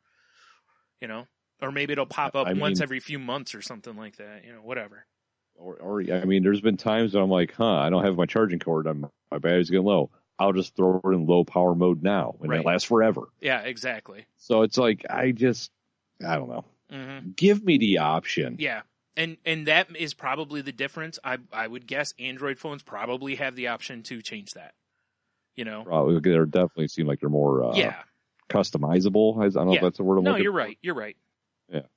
So, yeah, that's, anyway, the article for this will be included, and it's from CNET. It's not like it's just some asshole that wrote the article. Well, it might be, but, Probably. Anyway, it's a respectable asshole. Yeah, it's a good read, if you're really concerned about it. Again, everybody knows I'm generally Team Mac or Apple or whatever, but at the same time, like I said, to me, this is them slowing it down so you have to buy a new phone. Just like I think that's part of why old apps don't work on older devices too, because it forces you to, they stop making an iOS for our phones. We both have 6s. Right now we're on the current one, but that next one I figure is going to probably be where it gets cut off. somewhere in Yep. that range, that one or the one after. I mean, And- basically, every time I see my little notification on my settings, icon, it's like, oh, geez, and look, oh, of course, another iOS update, and, damn it. Fat fingers, Brian. Fat fingers. I just turned into Neanderthal. Duh, duh, duh, duh. Button mash. Duh, duh, duh. Hulk like soundboard. Yeah, really. All right, let's move on. You got anything else? Well, when I pulled up my Apple story, I pulled it up from the New York Post, which is Class A news material. Right. And there is a little sidebar. Of course, it's the number one trending story on the New York Post Now, right really quick, is this the thing you were talking about pre-show? Yes. Okay. Well, I'm like, we have to talk All about right. this. Fair enough. Here's the headline. Man with 1.5 foot long member claims work is too hard to come by. Yeah. I read Come by, Brian. Yeah, that's a Huffington Post level. Good Here- news right here's the opening line to the article. there. Okay. A Mexican man for prodigious penis Ooh. said his member is preventing him from penetrating the job market. Oh, Jesus. Damn it, people. Right? Right. Yeah, he's actually on disability because he has almost a 20-inch penis. It's like, 18 or 19 inches, whatever you say, 1.5 foot, apparently. Yeah. And it's funny because the thing I saw actually shows like him sitting and Yeah, it's all blurred out. yeah, and he's like holding, like he's some guy sending a dick pic, like holding it, under his pants so that you can see. And literally he's standing there and it's past his knee. Oh, say the picture that the Post has is him. It's blurred out, but he's sitting on the bed with no pants on. Yeah, in the one I saw, he had no pants on too, but they Looks like blurred he's it got out a too. goddamn smoked sausage there, like he'd get by Yeah. someone for Christmas. Yeah, but he made a comment that he can't wear like a lot of uniforms because they're uncomfortable and all this, and he refused or turned down a reduction. Like I guess Yes. someone offered him a reduction and he said no. And I also saw the very last line in this thing, I think, was it talked about how like a good chunk of it is foreskin because this dude's been stretching his wang for years, like with weights. Oh, cheater. Yeah, he wasn't born with, Me. literally an arm hanging Well, from yeah, his that- groin. That's what it's like. This is what I don't get. He's forced to keep his manhood wrapped up in bandages because he gets urinary tract infections constantly. Oh God, that sounds awful. Can you imagine? Okay, Terrible. So I think it was on Dave's Old Porn, Dave Attell's show that was on. I think it was somewhere they were talking about John Holmes, and that Right. that when he got like a full on hard on, that he would like almost faint basically because of the blood rush. What about this dude? I mean, does he have to have a transfusion to get a hard on? Yeah, he's constantly hooked up to an IV. Yeah. You see the bag moving, you're like, oh boy. Like, oh, God, he's having those thoughts again. Yeah. Oh man. I mean, there's having a big dick, and this is ridiculous though. Well, and it's like, it says that he can't find pants that fit him. He can't kneel down or wear a uniform. Right. That actually made me He laugh. doesn't. It says he doesn't have friends. He's unable to have romantic or sexual relationships. What's the point, dude? Okay, so real quick, one of the Twitter rooms I'm in, and I can't remember who said it, and if you do listen, I'm sorry. They mentioned that he could basically have sex or that you could have sex with him and give him oral at the same time. That's hilarious. Yeah. It says there's one job that he thinks he can do. He wants to get into the porn industry and meet the right women. I think I would make a lot of money over there, he says. Yeah. I hate to tell you this, dude. The guys don't make the money. It's the ladies that make the money in the porn Now, industry. well- And no one's making money in the porn industry True. anyway. That's the real key. You know what? Yeah, thanks, amateur porn. No, seriously, Yeah, thanks. he's going to be a novelty, so he might get a silly one-time contract or something. But it's gonna Yeah, exactly. Elephant dick. Here Yeah. comes old Elefante. Right.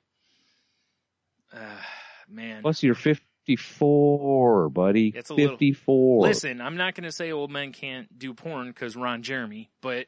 Yeah, but 54, you have a dirty foreskin. Because I assume it's dragging through the Mexican sand. Oh, well, he can't... Sorry, the idea that he can't kneel down makes me laugh because I'm just picturing you go to kneel down and you kneel right on your dick. Oh, jeez. That would not be great at all. That'd be terrible. How the fuck does he... How does he sit down to, like, take a shit? Like, what does he do with this? Does he, like, throw it up over his shoulder like it's a hose and kind of hold it down? You know? Wraps around himself like a bandolier. Yeah, like he pulls it down like it's a shower head or something. Yeah, exactly. Maybe he's got a hammock in his bathroom. He just rested in the hammock. Okay. Or he just goes in the bathtub, yeah. Yeah, like, sleep tight, buddy. Yikes. I don't know, man. Like I said, right? There's having a big dick and there's this. Yeah, and then there's this freak. Fucking A. I mean, can you imagine if you were a woman and you went home with him and he's just like, hey, as he's dropping trout and you just keep seeing dick. Like, as he's dropping them, you just keep seeing more and more and you're like, holy shit. What in the actual fuck? Right. Ridiculous. Yeah, I don't understand. Yeah. The want or the I don't know. Yeah. You'd think you'd want to get a reduction so at least, you know, you could use the thing appropriately and not be uncomfortable in getting urinary tract infections. And although I'm not sure I'd want to have surgery in Mexico, but this is accurate. Yeah, it's probably a terrible idea. Yeah. Especially in your gentlest of organs. Yeah. I just don't get it. I don't either. I'm glad you brought that one up though, because I actually forgot. I was going to send the article to myself so that I'd remember to talk about it. Well, you know, feel free to Google his name because there's plenty of uncensored pictures of his big dumb penis hanging out. Oh, I'm sure there is. It doesn't. It just look. It. You're dumb. This man is dumb. Fair enough. His giant stretched out dick would have gotten him eaten by wolves like everything else. Yeah. Well, I don't know. He might be able to lasso him before they can get to him, or whip him. He'd go sprinting away from the pack and it'd get caught in a thistle bush. That's the worst way to die. Your dick gets caught in thistles and then you get eaten by wolves. One of the ways he was stretching it was he would tie it to a bridge and jump off. Yeah. Like it's a bungee cord. Exactly. Fucking A. What a doucher. Yikes. All right, so here's something fun. You've watched Black Mirror, right? You know, I haven't watched, I don't think, the second season or the newest season. Ah, son of a bitch. I can't remember what season. Behind. Did you see the show where basically everyone's rated by likes and stuff? Okay. Yeah, beautiful. That was a pretty creepy one. That's all you need here. Yeah, that one's the one that creeped me out the most because it's the most realistic. Boy, is it. How, speaking of, apparently there's a... Giant dick. No. Says this headline to this says, Inside China's vast new experiment in social ranking. And... way to go, China. Yeah, basically they're ranking people the way that, you know, not quite the same, but, you know, I just skimmed this. I didn't full on read it. Anyway, the article will be in the show notes if you want to have a look-see at it. But they actually are rating people based on, you know, via, like, or making their social ranking based on various criteria, like your credit score and stuff like that, which is terrifying. Because if that, I mean, don't get me wrong. I think I said when we first talked about this, I think I was like, we kind of already do this with money. You know, you're ranked in society based on your money a lot of times. So yeah, I just don't think this is a step the right way. You know? Yeah, I agree. Yeah. So anyway, if you've watched Black Mirror, you can probably appreciate this. If you haven't, what the hell's wrong with you? Watch it. And the first episode will fuck your head up because it's really weird, but keep watching. Yeah, stick with it. Yeah. I've had to tell various people that because the first episode, you know, they're like, I don't know about that. I'm like, none of the other episodes are like that. So it's just got to get past this one. Like, yeah, I know it's weird. It involves a pig. Stick with it. Yeah, exactly. So, yeah, I don't really want to get into this a whole lot. I just kind of wanted to bring it up that it's there. And like I said, the article will be in the show notes if you want to read it. It's from Wired magazine. So beautiful. Yeah. Beautiful. Yep. Well, I was going to actually talk about this last week. Yeah. But I shelved it and put it down because I figured it was closer to Christmas, present buying. You never know, you might need some last minute inspiration. Giant dick? But, well, hold on. Okay. But, Brian. Yep. Our friends over at Reasons Are Several podcasts beat us to the punch. Really? Bastards. Yeah, it's KikiSexToys.com. Okay. And it was originally brought to my attention because I saw a post somewhere, and it was I gotta pull it up now. It's from Rick and Morty, the Cumbus. Oh yeah, okay. Yeah. Okay, well they made one.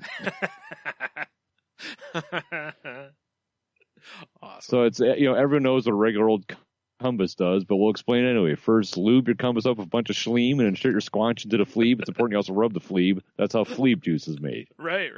But it's basically a fleshlight. Yeah. But so this whole website's just devoted to sex toys that are geeky. Okay. All right. So they have multiple universes. They've got, and obviously none of them are licensed. Right. So they have Dick and Horny, Orgasms of the Galaxy, which is Guardians of the Galaxy, Pokemon, Star Toys, and then just very generic superheroes. Right. Which is funny because superheroes is actually a trademark term by DC and Marvel. There you go. Yeah, they share the copyright on their trademark, whatever the hell you want to call it. They share that. But I will say, for the low cost of $69, which is very funny. Yeah. You get a pickle dick. Does it come with that cool laser? What I wish. It's like when he first turned himself into a pickle. Right. It's just a pickle shaped dildo with Rick's face on it. Right. I mean, it's yeah. I'm not gonna lie. If I had disgusting amounts of money, people I know would be getting these things for Christmas. Yeah, I mean, the whole like Rick and Morty stuff. Well, they have a kit just called the Full Squanch. And it's all the Rick and Morty toys, right? Yeah. So you got the pickle dick, you got the Cumbus, then you've got Mr. Poopy Butt Plug, and Mr. Me Sex. Oh my. Yeah. So bravo to whoever's designing this shit. Yeah, right. Well, why not, right? I mean, they've got the parody porn market, so why not, why not do it here? Yeah. Too? I know this has been done before. There's been other things that have parodied, or, pulled from various pop culture stuff, but, For sure. Mm-hmm. I do appreciate it, the Rick and Morty references. Yeah, that's what really, drew me in was all the Rick and Morty stuff. Yeah. I mean, of course, I had to peruse the site because I'm like, well, what else do they have? And they do have a ball gag that's Death Star. I thought that was kind of cool. That's funny, yeah. But I mean, all in all, I think the Rick and Morty stuff's the real winners. Right. Yeah. I mean, pickle dick. Yeah. Enough said, really. Right. Yeah. I'm on board. I like this. Yeah, we'll have the link for that in the show notes too. Oh yeah, for sure. I mean, I really wish we could give you like a salty language coupon code. Oh, that'd be great. Because that would be incredible. Maybe contact them. Yeah, maybe. So they're based out of Australia, so maybe we could send Man on the Street Angry Oz to them. Yeah. our Australian reporter. Man on the Street, I like it. Yeah. Man, he can punch a couple koala on the way. For sure. One for me, one for him. Hopefully he's still rocking that epic mustache. Yes. If not, he'll grow it back. He seems to go, with and without it's true. It. So, all right. I got one more. Yeah, I got one more story thingy here. My brother actually brought this to my attention the other day.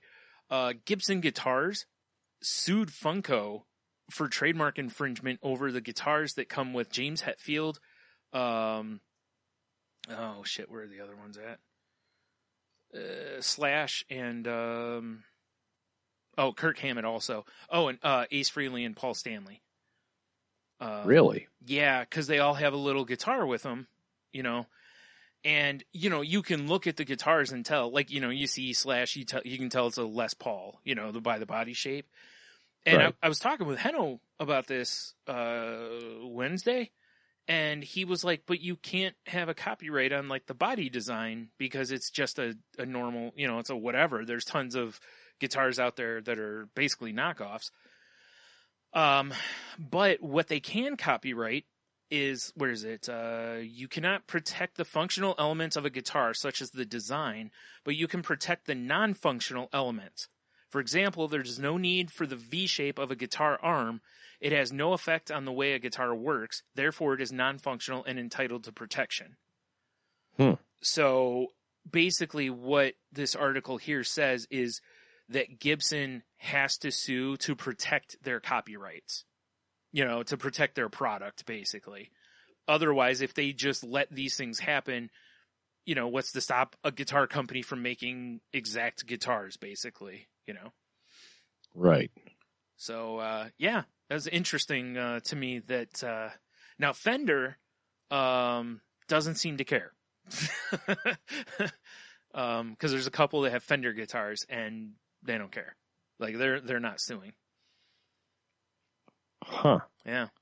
I wonder if they're like, you know, I mean, part of me feels like it's like good. What is it? All promotion's good promotion or whatever. Right. You know, but that's not even the saying, but I'm not braining properly right now. Yeah. I know what you're saying though. It's, you know, it's probably partially a money grab. You know, there's probably a legit element to it too. Like, you know, like Disney. If you do anything that kind of gets near Disney's copyrights, they usually will send you a cease and desist, you know? Right. And it's no secret, you know, Disney's always been very litigious, you know?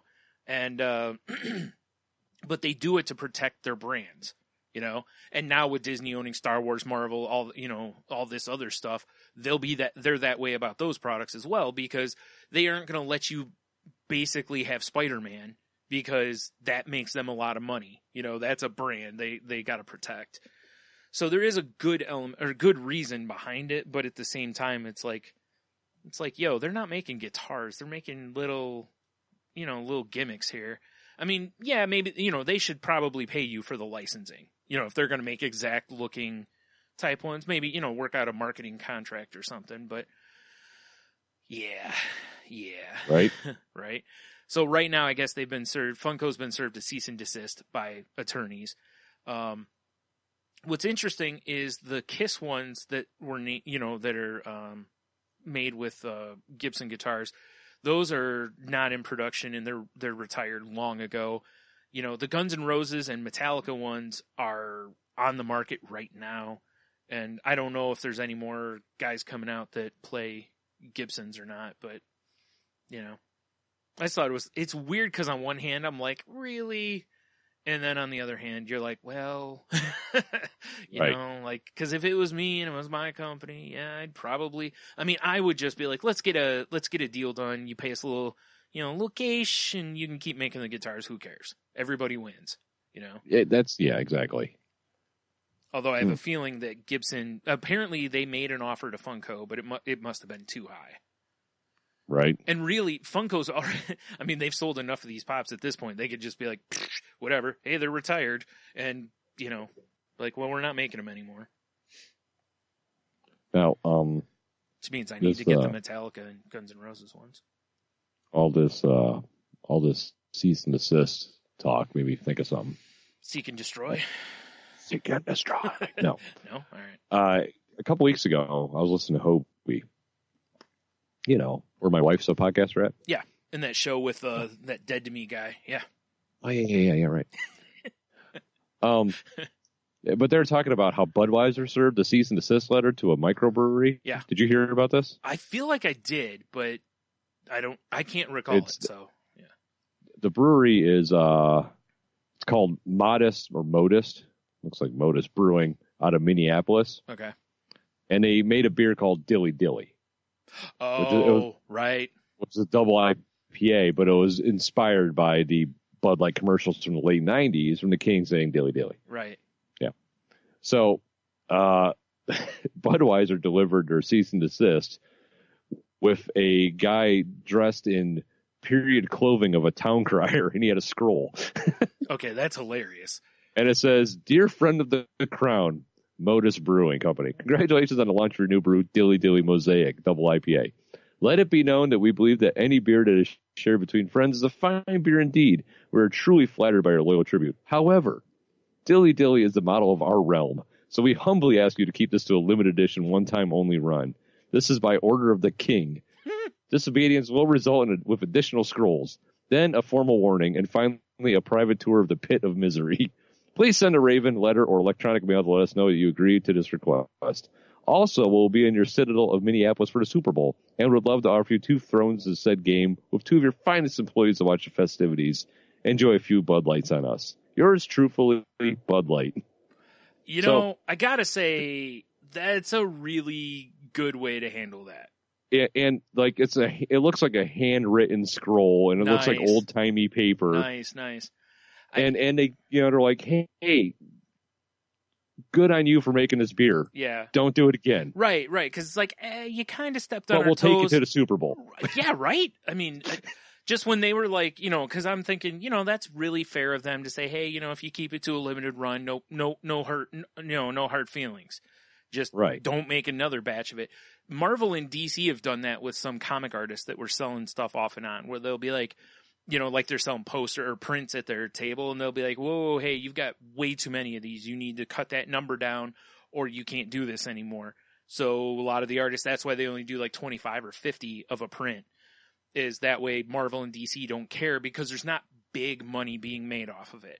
Because, if you're selling like 2,000 of them, DC's going to be like, you owe us a little scrizzer here. Right, exactly. And, but anyway, so this could have went so badly because it's big beer going after microbrew, right? Or craft beer, right. Whatever. So the fact that they did this in this manner makes me like very, very tongue in cheek. Yeah, makes me go, you know what? That's cool. They didn't squash them, and they easily probably could because they're a big company, Yeah. But they didn't. They played it cool, which is, I like that. I think that was a real classy move by them. It is a class act, and the way and actually this, I have a link to the article. Yeah. There's a video of the town crier reading. That's so great. Which is in the news story. Yeah. Yeah. I mean, they're right. It is modest because there's a pronunciation on the wall behind the guy reading. Now that I'm looking at it. Fair enough. Yeah. Yeah. And like I said, they're right. I mean, that is probably, I can't name anything else that Dilly Dilly has been associated with other than Bud Light. Well, so, And if you look at, because they have the Dilly Dilly sign and then the thing hanging under it, the cease and desist letter. Yeah. And the font is clearly Bud Light font. Of course it is. Right? Damn it. I mean, I get it because we've all seen craft beers that have a tongue-in-cheek name of a movie or a character, and the font is reminiscent of whatever it's from. So we've seen it before, but that might have been just a little too obvious. Right. But I mean, I do. I'm not a Budweiser fan. I used to drink Budweiser once upon a time. Same. Now it's not my thing. Right. But I do appreciate the route they took with this. Especially the end part where they're like, oh yeah, and hey, how about a couple of your guys go to the Super Bowl? That's awesome. Yeah, exactly. I mean, that's crazy. So yeah, I mean, honestly, for Modest Brewing, that's about as good of an outcome as it could be because it gets some publicity. Oh yeah. They didn't get squashed by the big guy. They get Super Bowl tickets, and they get to keep selling that beer until it's out, basically. Yeah.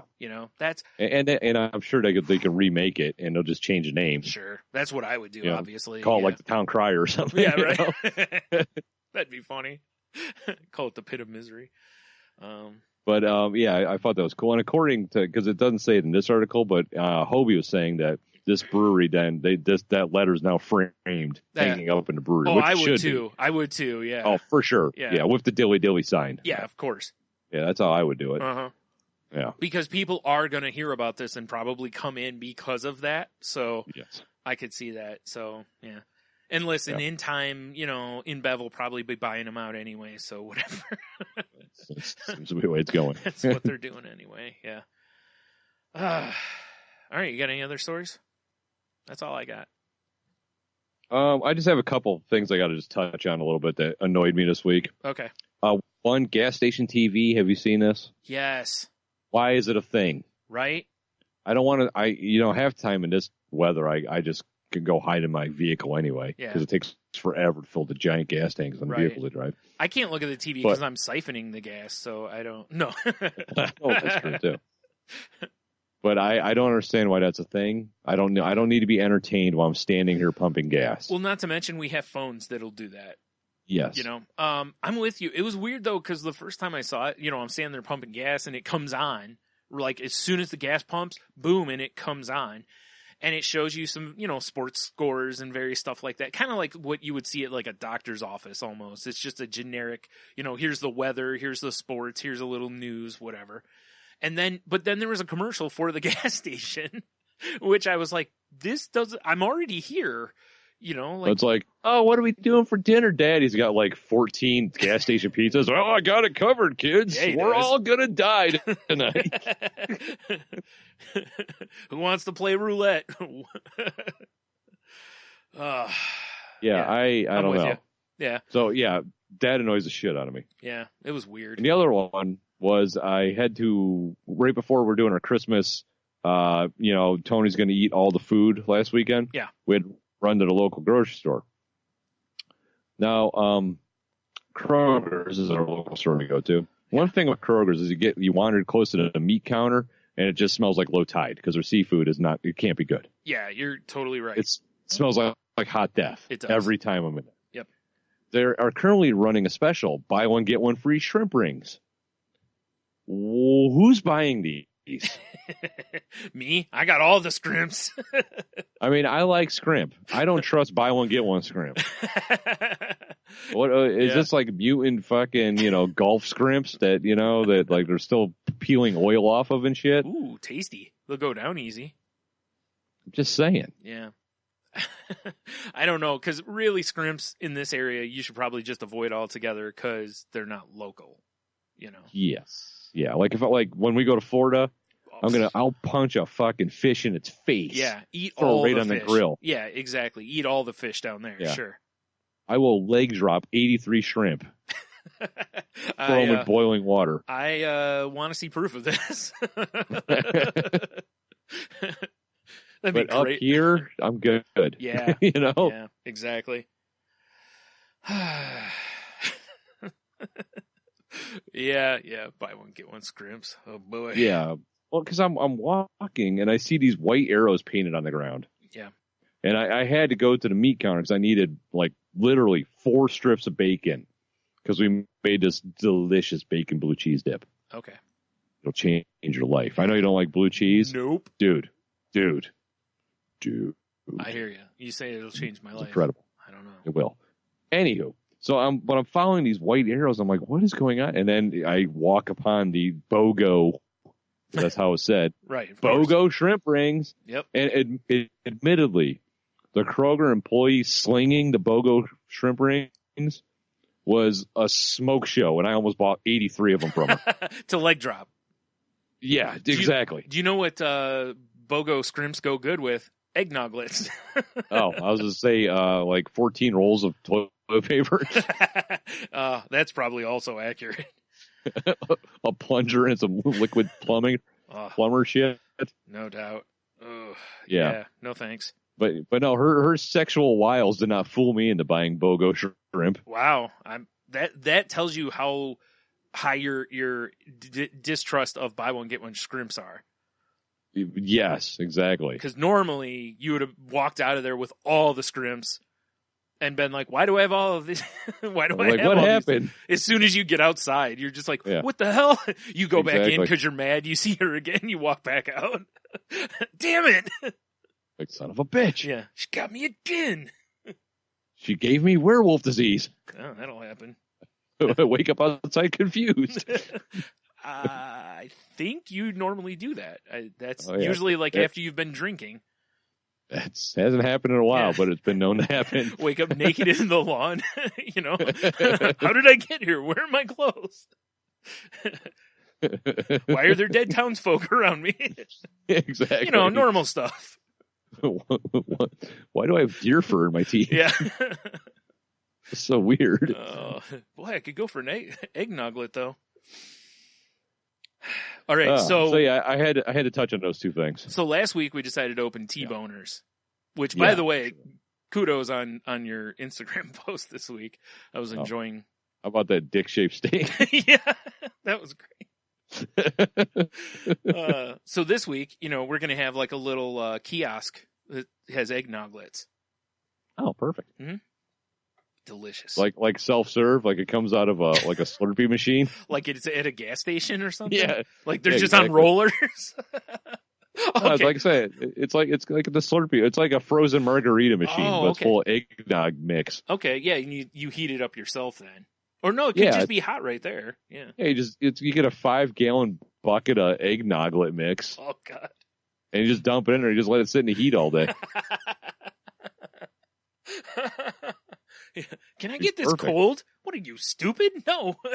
Like, no, the machine broke, but it's really good warm. Yeah. Trust me. Well, you take like 3 sips and then you're talking to elves and shit. And like, it's the only way to eat/drink eggnoglet is hot, remember? Yeah. So hot eggnoglet. Yeah. Like piping hot. Yeah, like Starbucks hot. Yeah, exactly. Yeah. We'll ask them for tips on how to get our stuff to like sun level heat. It's a great idea. All right, well let's move on because we're running long this show anyway, and that's no joke. Going back to that guy on disability. Time for Dude Mountain update, I think. Oh shit! I don't have it pulled up. Do you? Whoops. Nope. Are you pulling it up? Whoops. I'm pulling it up. Okay. Yeah. I'll distract him with my piano playing then. Ding ding ding ding. I got nothing. It's not as distracting as BOGO Shrimp Lady. I don't know. You clearly weren't that distracted. I didn't know they made Kroger boys that delicious. She was probably there just to get rid of that shrimp. Yeah, like we need to hire a model. Yeah. Like, and then she fixes up for some photo shoot. Like, no, we actually just need to sling shrimp. Yeah, it's like put on the Kroger gear and get behind the counter. Yeah, here's a name badge that says Kroger's. Push them titties up. Let's sell some shrimp. That's right.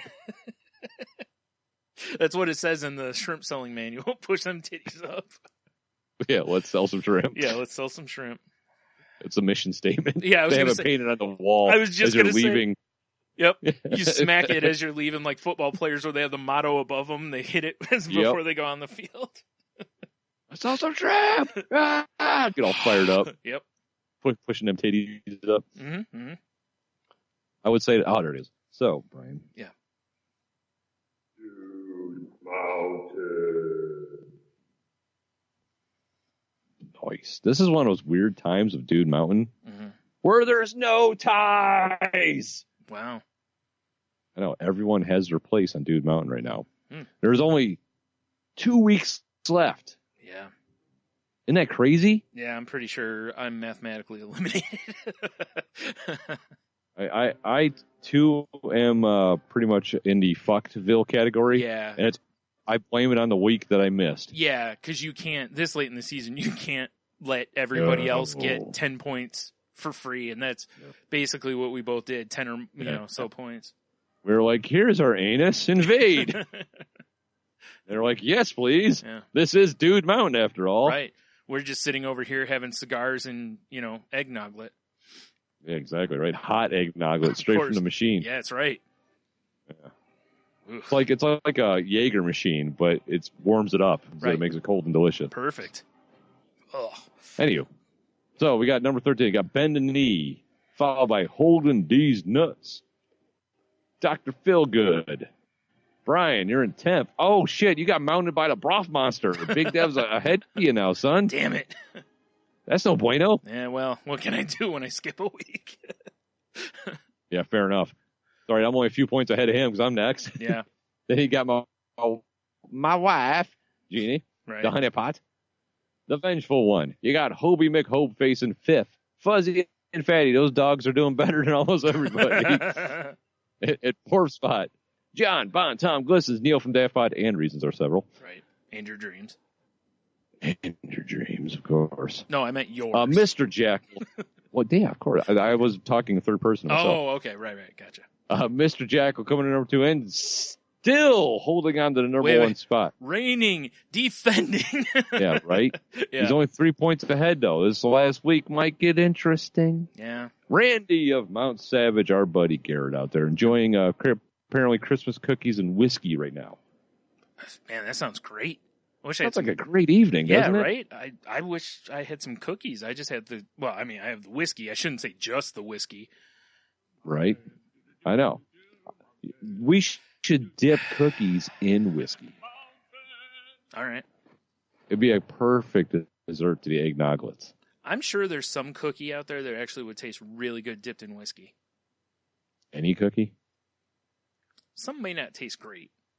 You're probably right. Like, if you get those really awful Pepperidge Farm ones, they've got that, like, it looks like some sort of cousin of a fruit roll-up in the middle. Yeah.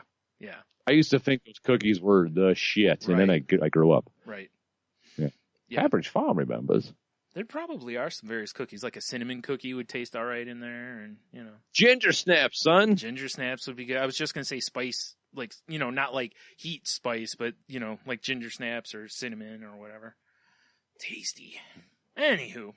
That is going to... You know how we always talk about businesses we're going to hypothetically open on this program? Right. Cookies and whiskey, a Yes. bakery and a bar. I like this. Boom. People It come in writes and itself. we're just drunk on cookies.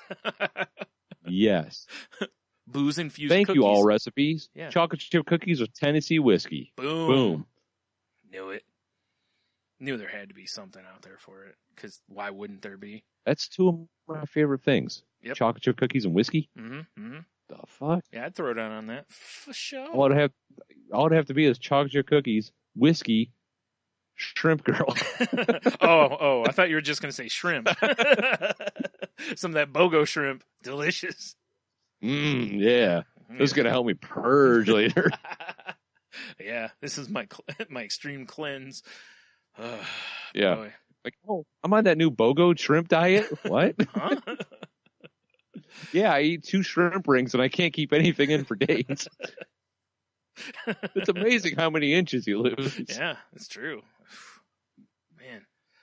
All right. Cue the W time. What's W, Brian? Last week, if Facebook ever loads, we asked you all what your worst Christmas present was. Which is funny because, I'm going to end this with, I like what you got, but it's your worst present. So it seems like I'm rubbing it in, doesn't it? Yeah, that's fair. It's fair. Yeah. For some reason, this link I've had open since literally before we started recording is failing me miserably right now. So pretty how about you do? How about we switch it up and you do your Twitter ones while this is loading? Okay. The first one we have here is from the Drunken Dork, and says, I was the only kid in 7th grade to get a lint brush under the tree that year. A lint brush? Yeah. What a shitty gift. Holy shit. That is terrible. That sounds like the kind of gift that I'm going to show my age here, that Alex P. Keaton would have appreciated, or like Carlton Banks would have appreciated, Right. Some crusty rich person. Anyway, the next one from at XUCC9822 says, I got a OnePlus diamond engagement ring back on Christmas. Ouch. Zing. Been there, buddy. I've been dumped right before Christmas, too. Thanks, Santa Claus. Yay. It's the best time of the year for it. So great. I was actually reading something yesterday that said that most breakups happen at this time of year basically before, so they don't have to take their significant others to like the Christmas things or whatever.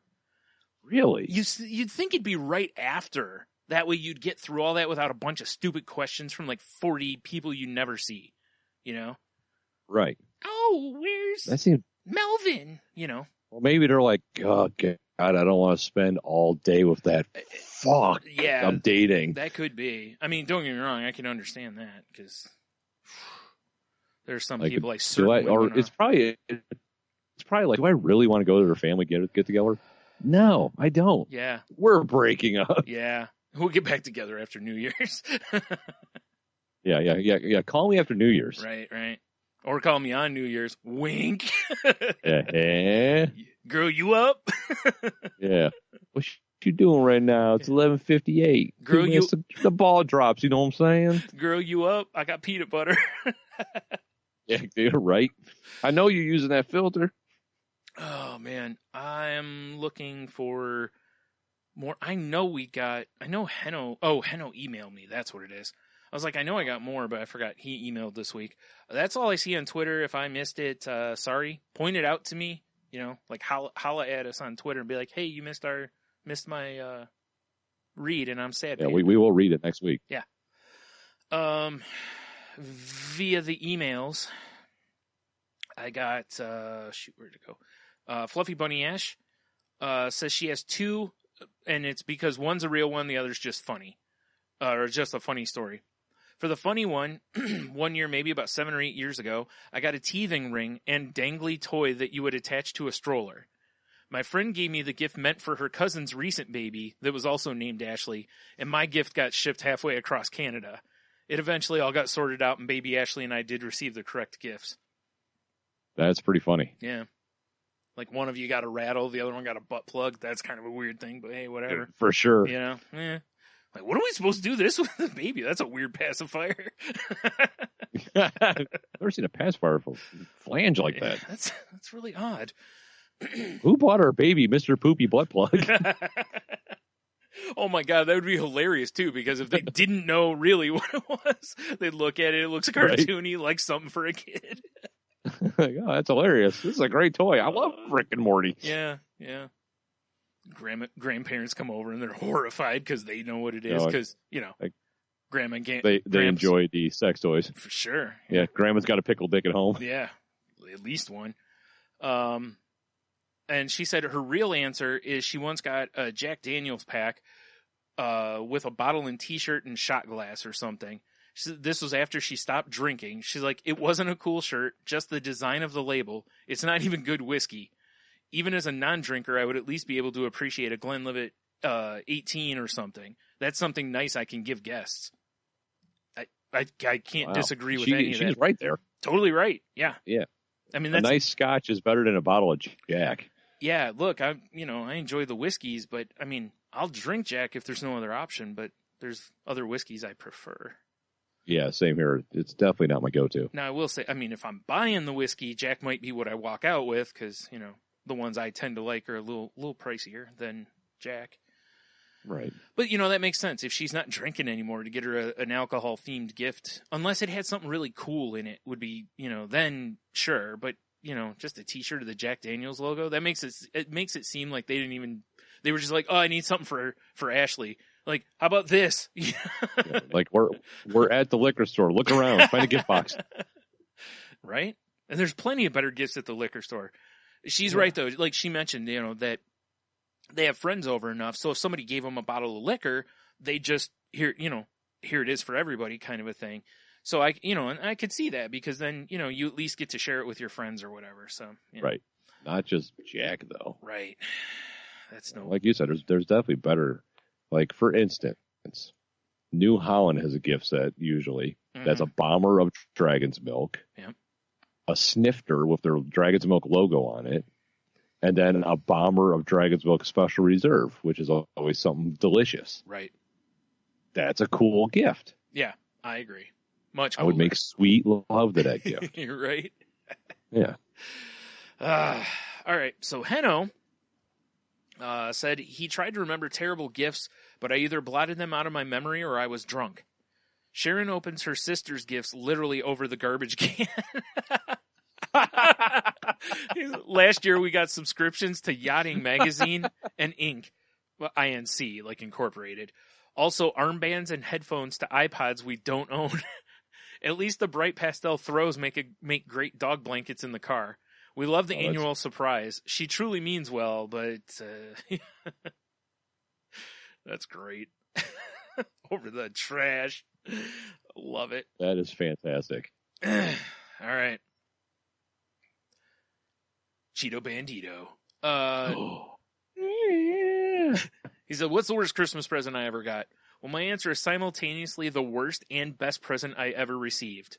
When I was 6 or 7 years old, which is 83 and 84, I wanted a He-Man playset. It consisted of his wristbands, shield, and sword. I had that set. Oh shit, Cheeto! I don't know if you remember it. Challenge. What? Because I also had like. I'm just glad you didn't say ball cancer. Right. Huh? Oh yeah, that'd be terrible. Wow. Damn, that took a turn. But the sword had two parts to it. One side of it was He-Man's sword. The other side was a glow-in-the-dark. It was Skeletor's sword, basically. It was a glow-in-the-dark one. But you could put them together and use it as one sword, essentially. And then it had the shield and the wrist cuffs. And yeah, I definitely had that set. Did it have the furry G-string? No, luckily I had my own. So... I came prepared. Yeah. I'm a little kid just wearing this fucking fur G-string. Yeah. But that was a really cool set. I had that for so long, and I kind of wish I still had it because it might be worth a couple bucks now, but whatever. Oh boy. Where was I? Oh, he said, I guess I should set the scene a bit. Picture it, Sicily. No, he didn't put that in. He said, he should have though. Yeah, I grew up fairly poor. My dad busted his ass on a garbage truck, and then at a coal mine. We lived in a trailer. I mean a tow-behind trailer, not a trailer park mobile home, that was leveled out on blocks. It was 18 feet long and 10 feet wide. The front room was the living room and the kitchen area, then a small bathroom, and then one bedroom. I slept on a pull-out couch until my parents could add on another room. Anyway, me wanting something like that was a big deal, and I was aware of our life situation. And while I never needed for anything, I was always very appreciative of what I had and the gifts I received. So back to Christmas. I wake up Christmas morning looking for my He-Man set, and what I found was 2 paper napkins with rubber bands, a foil pie pan with a paper handle taped to the inside, and a fairly straight stick off a sycamore tree. These were my wristbands, shield, and sword. I was told that this was all Santa could do this year, and I was heartbroken, yet glad I got something.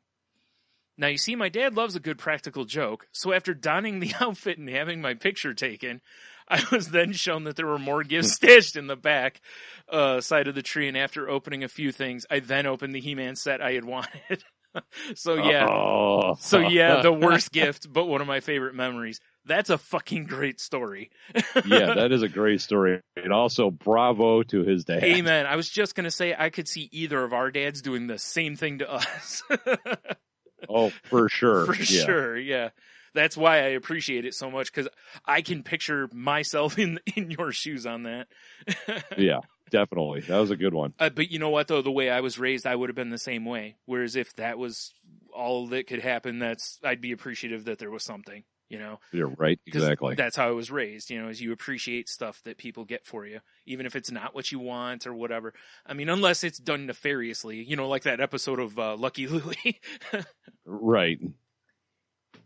Where he gets his wife the flowers that she hates. Yes. But that's a great story though. Thanks for sharing that with us, Cheeto. Yeah, that is an excellent story. I honestly think I'm going to tell other people about this story too. Yeah. Because it's so good. It's a good one. Yeah. That's all I got. Excuse me. So, face page, because it finally loaded. I got a few. Mm-hmm. Got Ashley. Employee of the Year, Ashley, even. Oh, she got it, huh? Yeah, she did. Nice. Good on her. Yeah, good. She said she got a card suggesting that she attend marriage counseling. Wow. Damn. All right. That might be the winner for Brutal. worst. Brutal. Brutal. Yeah. Then Philip, a fellow podcaster / beer drinker. Ooh, I don't have the right page up. Never mind. Listen to the ML Says Beers he received podcast a gift set of Bath. Yeah, for sure. ML Beers podcast. Yeah. Sorry, he received a gift set of Bath and Body Spray for 4 years in a row from his grandma. Now the question is, what 4 kind? years in a row, Brian. Was it like bod, or was it like a nicer set, or was it like a women's set? Well, it does say bod. Oh, it says bod? Okay. Yeah. Yes. Oh, that stuff smells horrible. Oh, I hate that stuff so much. I've been given that before too, because it's one of those that's usually in like it's a gift box that you can get for. Like, I am unfamiliar of the bod brand. You're not missing out. Let me tell you that. They have hilarious commercials if you like terrible commercials, though. Terrible commercials are my thing. They're not funny as in they're trying to be funny. They're just funny because they're so awful. Anyway, yeah, that's I feel you on that one, Philip. And then the last one I got. Yeah, that was a bummer. Mm-hmm. At least he smelled delicious. Who says he doesn't? It's true. Yeah. The last one I got is from our friend Michelle. She says a book. Normally, books are my favorite gifts. Right. But this book was a book about saving your first kiss for marriage. Not just that, but it frowned on dating and suggested instead maintaining a pure friendship into your wedding day. Right. Just anal. Yeah, exactly. That's what friends do. Yeah. First of all, it was too late for that nonsense. Right. Secondly, why would this be given as a gift? Why are my distant male relatives concerning themselves with my sex life? Creepy, terrible, bad, no good gift. 0 out of 10 stars. Do not recommend. Yeah, that's a sucky one for sure. That's pretty bad. Oh, shit. Oh, all right. That's what I have on face page, Brian. All right. There's some good answers in there. Definitely. Whoops, I'm talking. You're good. All over it. Definitely some good ones this week. Yeah. Yeah, for sure.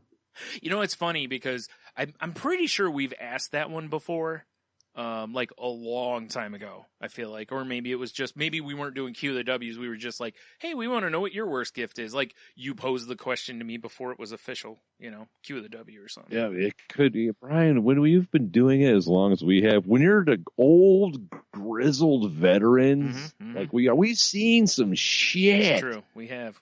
You know how many rooks we've thrown into pine boxes and sent back to the world? A lot, actually. You're right. A lot. You're right.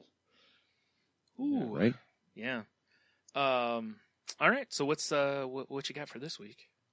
Well, this week, I believe you and I discussed this last week. Is our QW for this week. I don't remember. It's what is a non-Christmas tradition that has become a tradition. Now, this was suggested to us by Fluffy Bunny Ash also, because she said that, various people have, like there's a movie that you watch every year at Christmas, even though it's not a Christmas movie or Christmassy at all. Like there's families that like to watch Star Wars at Christmas time, right? That kind of thing. So, and I told her that the first thing I thought of was I used to joke with my mom and dad that it wasn't Christmas season until I saw the first Chia Pet commercial, because they used to only advertise at Christmas, like pretty much the day after Thanksgiving until Christmas Eve or Christmas Day, and then that's it. They were done, So when I'd see that first one, I'm like, well, it's Christmas season now, is kind of a, so it was a Christmas tradition with myself, basically. It's your own little private as sad Christmas as it tradition, was. huh? Yeah. But even now, when I see the first one, I laugh a little bit because it's the first thought I have is still, like, oh, it's Christmas time. Stupid Chia Pets. Stupid Chia Pets. There was one other one that signified it too, and it's very local. But there was this place, I'm sure you'll remember this. There was a place downtown Toledo called Roth Furs. Oh, yeah. every year around this time they sold, fur coats and stuff. So they'd advertise so that, people would buy dead animals for their wives to drape over them. And the commercial, like at the end would be like Roth Furs downtown, Roth Furs downtown. And every time it came on, my mom, me, my dad, we'd all just mimic it because it was so dumb, Now, good old local commercials. However, I remember that from being a little children's. I am no longer a little children's, and I still remember it. So apparently, it was a pretty good gimmick. Apparently, it was, huh? Yep. So I'm going to go with that for my answer. Because everybody in this house loves Christmas. We don't do too much like Christmassy type shit. Right. So this is kind of a hard one for me because usually the Christmas stuff we do is kind of traditional. Like, we'll go chop down a tree. Although we're not this year, obviously, because we're on the road. Well, you could still do it. Well, I could. I mean, just randomly. Yeah. Why are you pulling over? But it's like, we'll do, the tree, or, you get the lights out, or you hang up the stockings, or whatever, bake cookies. It's all kind of traditional stuff. Right. So I kind of had a hard time with this one. Yeah. But there's something that makes me think of Christmas every time, Brian. Oh, yeah. And it's not so much this year, because I didn't enjoy it as much this year, but it's when Mommy Bay releases Blitzen. Yeah, that's fair. It's like, oh, it's Christmas now. Yeah. And I wasn't as much of a fan this year as I have been in the past. I was going to say, although it didn't release in October this year. It did, which is weird. So they're right on with retail, basically. Yeah. Ugh. But I'm going to go with our local breweries releasing their Christmas beers. Ah, that's fair. I can understand that. Yeah. Because you really do. Like, you do seem to be like, ooh, I have to try all. I mean, much like Oktoberfest beers, you're generally very much I got to try all the Christmas beers or winter beers, whatever. So exactly. Yeah. Whereas I'm generally like about the winter ones because a lot of them just taste like Christmas trees. But yeah, it's very piney. Yeah, very piney. Yeah. So that's cool. All right. There you go. And I mean, honestly, although it's been 2 years now, I would say Festival. Yeah. Because if One Eye Buddies did Festival every year, I would go every year. Well, and it was supposed to be this year, and I know they got fucked this year. They did, yeah. That's too bad. But I mean, I'm just saying it's probably one of the best Christmas parties type things I've been to. Yeah. And if they did it every year, I would go every year, and that would be a tradition. I would too. Yeah, it was fun. I really liked it. So yeah, I can dig that. Both of them actually. Can you dig it? Yeah. Yes. Yes. Okay. Perfect. Yeah. All right. So there you go. So I guess y'all, what we're asking is, what's a non-traditional tradition that you've started, right? For Christmas? Yeah, just something that's not really Christmassy that you do maybe at Christmas. Like, your family, I don't know, goes out for, I don't know, whatever, plays laser tag or something. I don't, whatever it is. It's a good idea. There's a movie that you watch or a TV show or something like that again isn't Christmas related, but for some reason, like maybe you and your sibling were a kid that something came on and that became your tradition to watch this terrible movie every year or something, whatever. For sure. Exactly. Yeah. Fair enough. So there you go. Show me what you got. Boom. All right. So I got one last thing before we wrap up here.